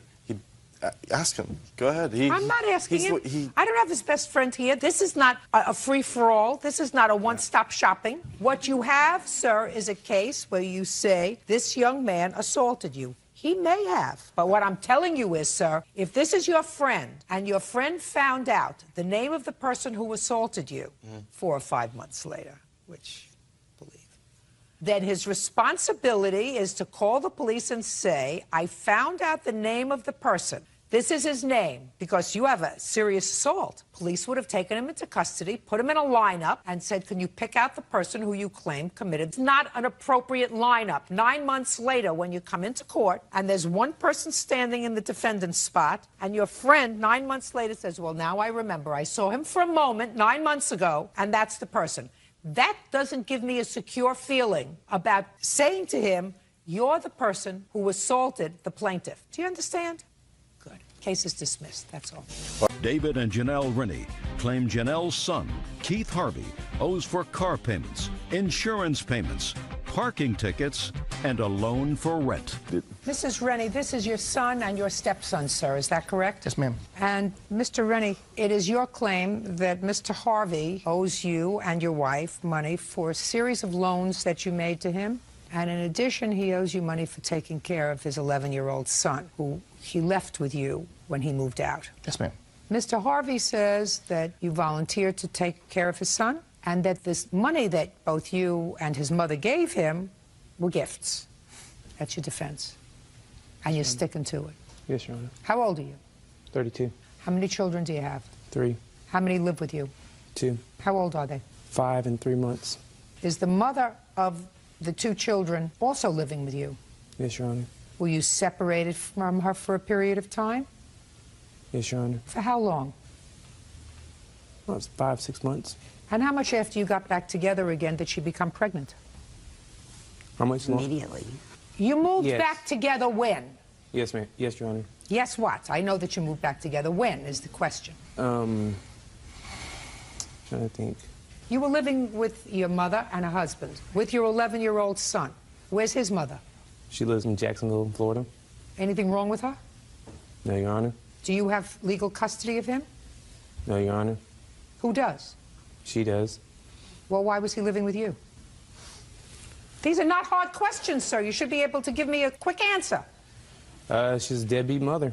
Well, deadbeat mother means she doesn't pay any support. That's She doesn't different. pay any support. If she has legal custody, she's supposed to have him with her. Yes, Your Honor. But he wasn't with his mother. He was with you. My question was why? Because his mother's home got burglarized, and I felt it was unsafe for him to live there. So when did you take him? I can't think exact the timing. What year? It was 2006. Does she have other children? Yes, she does. Did she ask you to come and take him? Well, I thought it was best in his interest. I didn't ask you what you felt. I asked if his mother, who was his custodian, asked you to come and take him. Is that Yes, right? she did. Yes, ma'am. Okay. I mean, I don't know if he's not thinking right. She demanded someone come get him. In what month in 2006 did... It was actually 2005. It was September. And he came and brought his son to you? In the beginning, his son lived with my daughter, his sister, and then in January 2006, he brought him into the home with us because my daughter can no longer take care of him. Is he a problem? He isn't with us, but he's very argumentative, and I think it's just the way he's been, you know, from going back and forth. His mother is not a very good mother. She never gave him a lot of attention and stuff, so he can be difficult. Well, when you have 2 non-parents, it's hard to grow up yourself. That's exactly right. I'm just curious, Mr. Harvey. Well, you don't know dates. Your mother will tell me. When did he move out of your house? He actually physically moved out of our house in February '06. Leaving his son with you? Yes, ma'am. Is he still there? He's still there. How's he doing? He's doing great. Why don't you just keep him there? I think that's what we're going to do. Have you gone to court for custody? Yes, ma'am. We have temporary guardianship and custody right now until the juvenile district makes it permanent. And that can be any time now. Who pays support for him? No one at this time. Not him? His father was paying support up until July of '06, which automatically comes out of his paycheck and goes through the court system. And the mother was receiving it, and she was keeping it. She was not giving it to us for the child. I have an appointment through child support recovery. We've already did one appointment. They're going in front of the judge, actually. You are? Child. Yes, ma'am. Okay, so you should get that money retroactively. Yes, ma'am. Okay, fine. It So will I be don't have to paid. deal with that. Look at how this is nice. It's going to be coming out of his pay retroactively to the day he stopped paying child support. Yes, ma'am. Oh, perfect. So now we can move on to the other loans. Now, tell me about the other money, Mr. Rennie. Good morning, ma'am. We financed a vehicle for him. When he went to jail in 2004, What do you go to jail for? domestic violence charge. Against whom? The girlfriend he's living with currently. The vehicle was refinanced at that time. The payments went on. He was making the payments. The June payment was not made. The June payment came out of my son's 13-year-old savings account because our bank takes it from where there's money. July's payment, he made half of. And he came to us in July and said, I'm going to be getting my own place in August. So we said, you know, contingent, you were supposed to come take your son in August to come live with you. School starts and he can be in the house and all that good stuff. August came, and I went to bring him there, and he refused him. He told his son, I can't take you, I can't afford you right now. So rather than make a stink, we just That's what you told your son? I didn't refuse him. I told them that the timing wasn't right at the time, and as soon as I get on my feet, he'll be living with me. I was just trying to get ahead, Your Honor. You don't get ahead by making another baby. You got enough babies. You had enough babies before you had this one. How many car payments did you make for him? We made June's, the other half of July's, and August and September. What arrangements did you make with him to repay you? He'd been paying it all up until that point. I understand that, sir. But once you pay, unless you have a contract with him to repay you, that's a gift. What about the car payments, sir? Why didn't you make the car payments? Too busy making a baby? No, Your Honor. Well, what were you busy doing, sir, instead of making your car payments? You were using the car, weren't you? I've given my mom tax money out of my taxes, which I think should clear up that debt. When? It was in a period of 2 years. When, I said? In 2004, 2005. Listen to me. Money out of your taxes 3 years ago, I'm not interested in. I'm interested in car payments that they made for you in 2006, sir. Yes, Your Honor. Why didn't you make your own car payments? I got behind on it. What were you doing with the money? What was your girlfriend doing? Nothing. Okay. What else, Mr. Rennie? Car insurance from February to August of '06 was not paid, in total about $600. Well, why did you pay for the insurance? Why didn't you just cancel the insurance, put a boot on the car? The insurance was on our policy, and we were just trying to help him. I understand that, but he didn't pay it. So why didn't you just go repossess the car? We figured having a car was necessary to have a job to take care of the children. We tried to help every step of the way. I understand that. That's a gift, not a loan. Well, we had to improve his policy on the car because he's a courier. So we had to add extra stuff. So he came to us. And said what? And said, Mom, David, I need you to add these extra coverages so that I'm covered under my job, and I will pay the insurance. But he didn't. But he didn't. So why did you continue to pay it? Well, we canceled that in August. In August. August. Good. So for July and August, we added more coverage. Okay, and how much was the additional coverage for July and August? It was an extra $40 a month. What else? In September of '06, my wife received a call from the police department. The vehicle was downtown. Shh. You had the discussion with the police? Yes, ma'am. As a result of that discussion, what did you do? His girlfriend was driving the truck. She had gotten numerous amount of parking tickets, which we didn't know, and they had put a boot on the automobile. Sounds perfect to me. So I had to meet the police officers downtown to keep the car from being towed into the lot and having to pay extra storage fees and stuff. Had to pay the tickets and got the truck released back to us. So where's the truck now? We have it. Perfect. So you have it. You have another car? Yes, Your Honor. From where did you get another car? Honda? When? 3 months ago. Where'd you get the money from? Why are you looking at me like I'm speaking some sort of foreign tongue?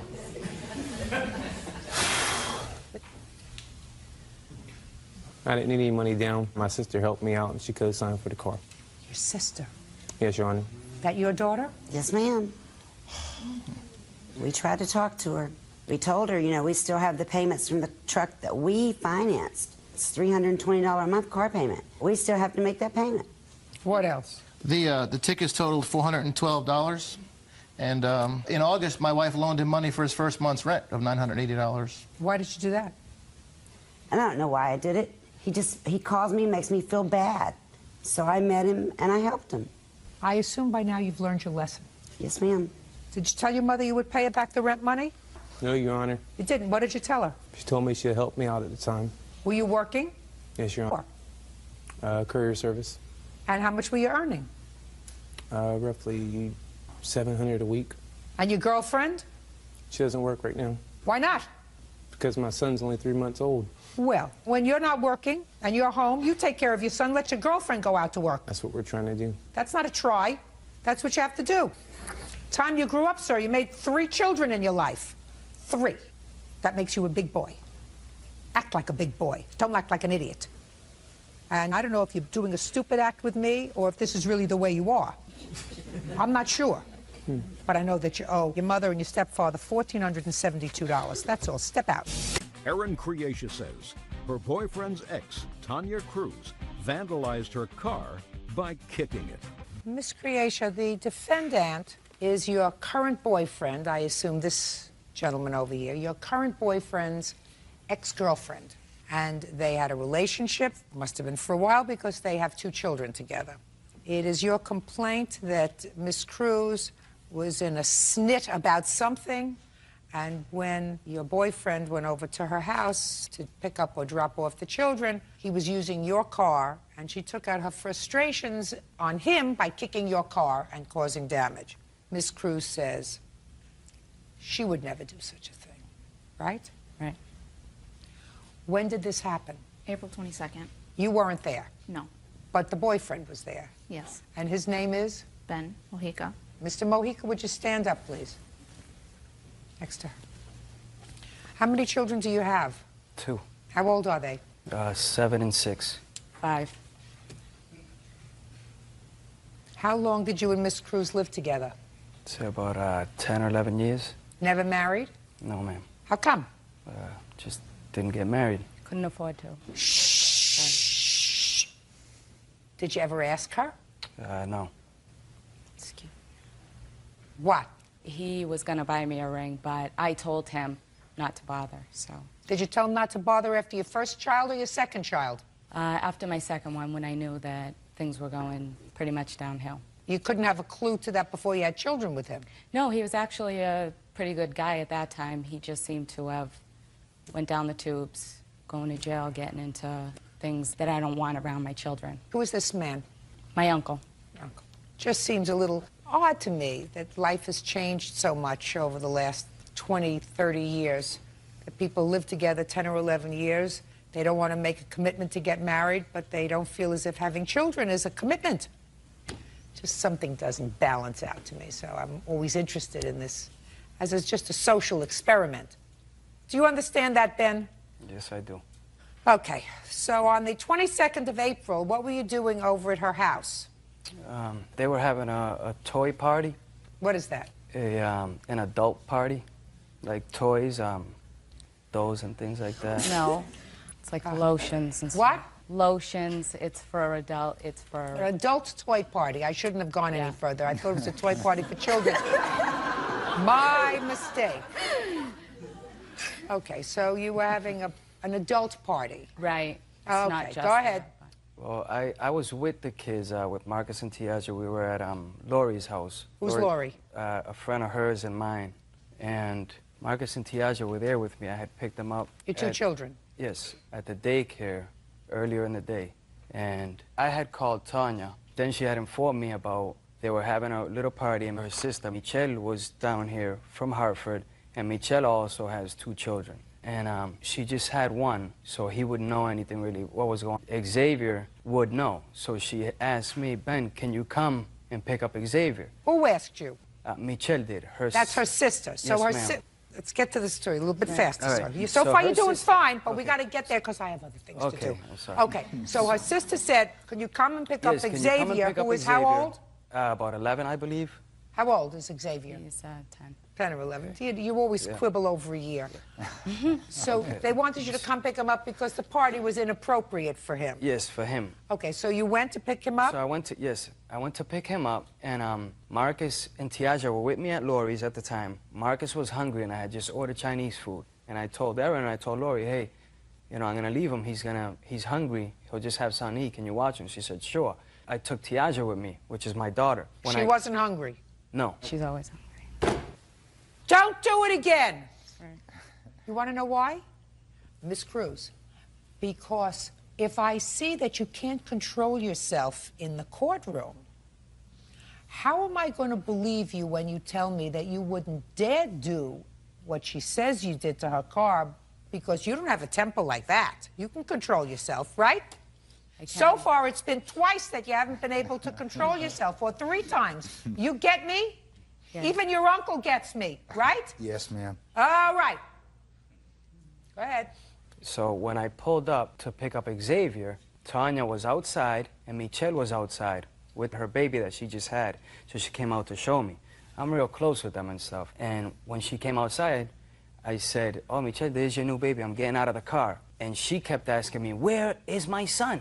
Ben, where is Marcus? Where the F is Marcus?" And I'm ignoring her because she gets loud and she's always doing that. And Tiaja, I look at Tiaja and I saw in her eyes, she was getting, Right, like, because what's her mother going was on? acting inappropriately. Yeah, so I said, "Tanya, relax. Why do you guys?" She goes, "No, where the F is my son? Pa, pa, pa." So I kept ignoring her, and I'm talking to Michelle. She said, "You want to ignore me?" Or I don't know if she chose those words or whatever. She went right around us and started kicking the car.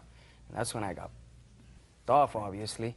And? There was people around, and I said, "You guys saw that, right? You guys saw what she just did, right? Right?" And everybody's like, all of a sudden, nobody saw anything except one kid. He saw it. And I have a police report. I'd like to see the police report, please. And he's Can't control yourself? He's a minor, Your Honor? No, Can't control yourself? I'm just trying to, You're basically trying. put my hand. What do you think? You think that I'm not going to let you speak? Do you think that this is only a one-sided case, that only he gets to speak? You do know that both sides get to speak, right, Miss Cruz? In their turn. What's Uncle's name? Vincent. You get it, Vincent? Yes, ma'am. You get her, Vincent? Yes, ma'am. Good. Because you're going to have to make a very important decision, Vincent, as to whether or not you want to speak later. Okay. Because you don't look like the kind of guy that wants to be humiliated. All right. Okay, Miss Cruz, now it's your turn. 2005. How many people were at the party? At that point, there was probably about 4.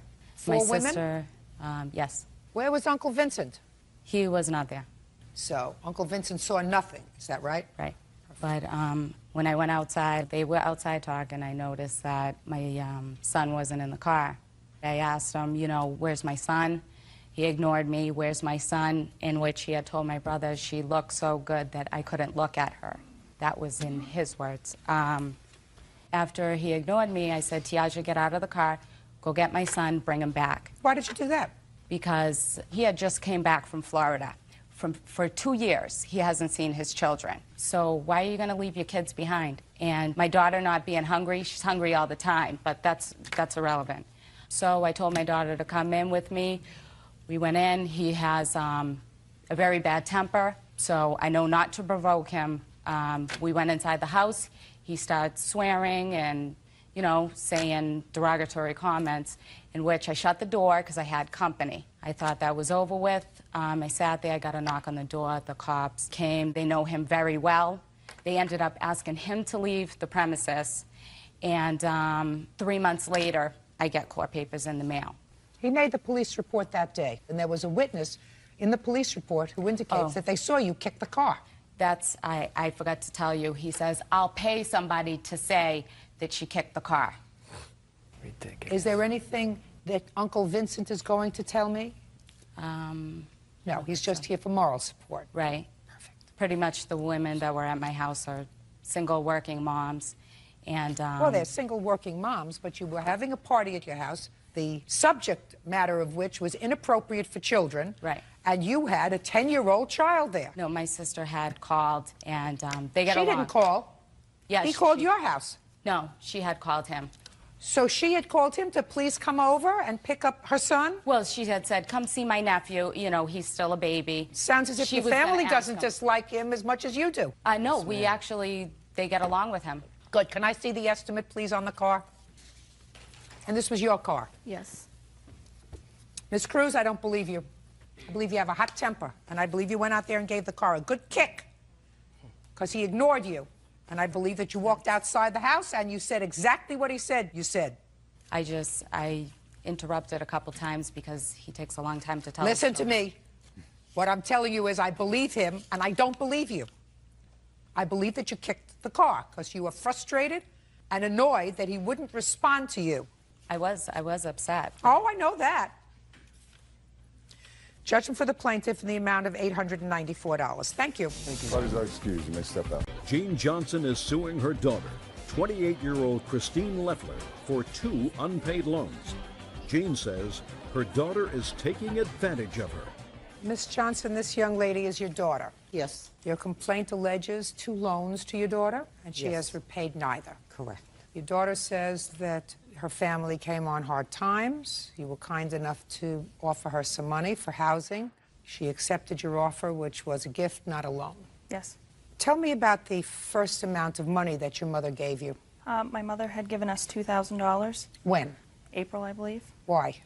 My husband was a owner-operator of his own business, a trucking company, and we're from Massachusetts. It was very snowy this winter, so his work slowed down quite a bit. And then he had to have major surgery on his colon, and that put him out of work for a couple months. So things were very bad for us, mortgage-wise. So we decided that, it might be better for my husband's business, trucking, to move to Florida. It's always sunny there. You don't have to worry about missed days. So, we found a house and that we liked, and she gave us the money. I didn't give the money. Okay, just a second. Wait 1 second. Tell me about the call that you got for the $2,000. Well, they did have hard times, and she did call me, and she needed some help with the deposit on the house that they were going to get in Florida. I was against it.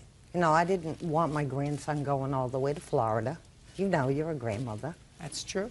And I told her I would loan her the money, but I needed the money back. It was When money did you expect her, and how did you expect her to pay it back? Her house was on the market, and she had promised to pay me back after May 26th when she sold her house. Now, when was the next loan? When was the next amount of money that your mother gave you? I'm not sure of the exact dates, but, we did talk about that, and she knew that we were on hard times. And when we did get an offer on the house, it was less than what we had expected. Well, how much did you get? We got about 17 grand. Unfortunately, due to being behind, my husband had to catch up. So you netted $17,000 in profit? Yes. And how much was this second amount of money that your mother gave you, and for what? She had found us a rental house in Westboro. Every time I would go over to her house, I would get Well, the first house fell through in Florida. Well, that was to build for us to own. She had found us a rental house. Why did it fall through? The builder had been put to a halt in Florida. He had too many outstanding projects per the person that we were going through. So you lost the $2,000? Yes. Yep. So she had found us a house in Westboro. She gave the woman the money to secure it so we'd be in the same town as her. And I knew that she knew that we had no way of paying her back. I couldn't pay my mortgage. How was I going to pay her back all this money? It's ridiculous. Out of the sale of the house? Well, that's just the thing, Your Honor. I mean, everybody else that, my husband had his truck that he owned, which was quite a lot of money every month, so we had all these pay. And, we owed money to his parents. I mean, it was just out of control this winter. How much money did you owe to his parents? We owed his parents $5,000. They got their money. Shh. Did you pay him back? Yes. Did your mother know that you had paid back your husband's parents? Yes. What does your mom do for a living? She works in an office. And your father? My father's a retired policeman. So he has a pension? I believe so. And your in-laws? My father's a retired state policeman. Your father-in-law? My father-in-law, excuse me, is a retired state policeman. So he has a pension? Yes. And your mother-in-law? I believe she works at TJ Maxx still. They have comparable kind of incomes. Why would you choose to pay back your in-laws and not your mother? Because it's my mother, and because she knew that we were in difficult times. I mean, my husband had to go back and take a job working for somebody again. He had to sell the truck, ultimately, because we couldn't afford to pay for it. Well, so now you go from making this much money to making this much money, and all these people that you owed, they really don't care. They want their money either way. So trying to raise an 8-year-old and, Ms. Leffler, I understand you, and I am compassionate to your position. And to be quite honest with you, unless your parents had their back to the wall and needed this money desperately, I don't think I would have pursued this matter in a court. I'm telling you right now, Ms. Johnson, I would not have done that because I think that your daughter, she strikes me as being a reasonable person.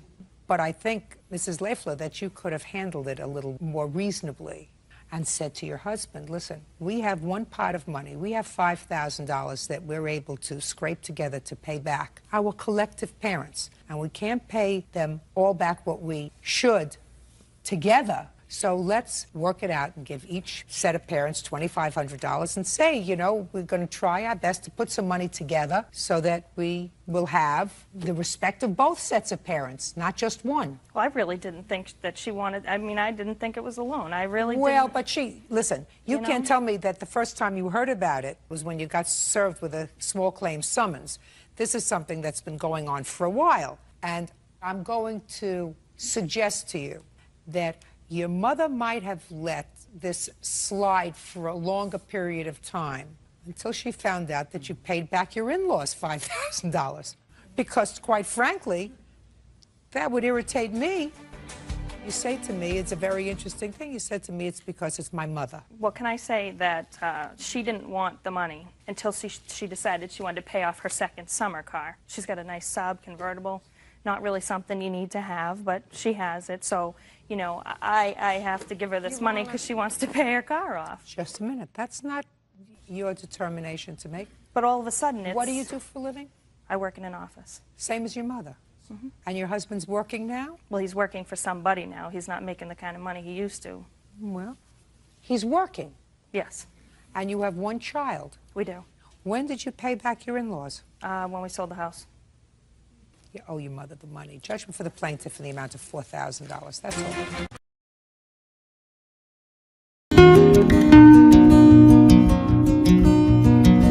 Xin chào mọi người.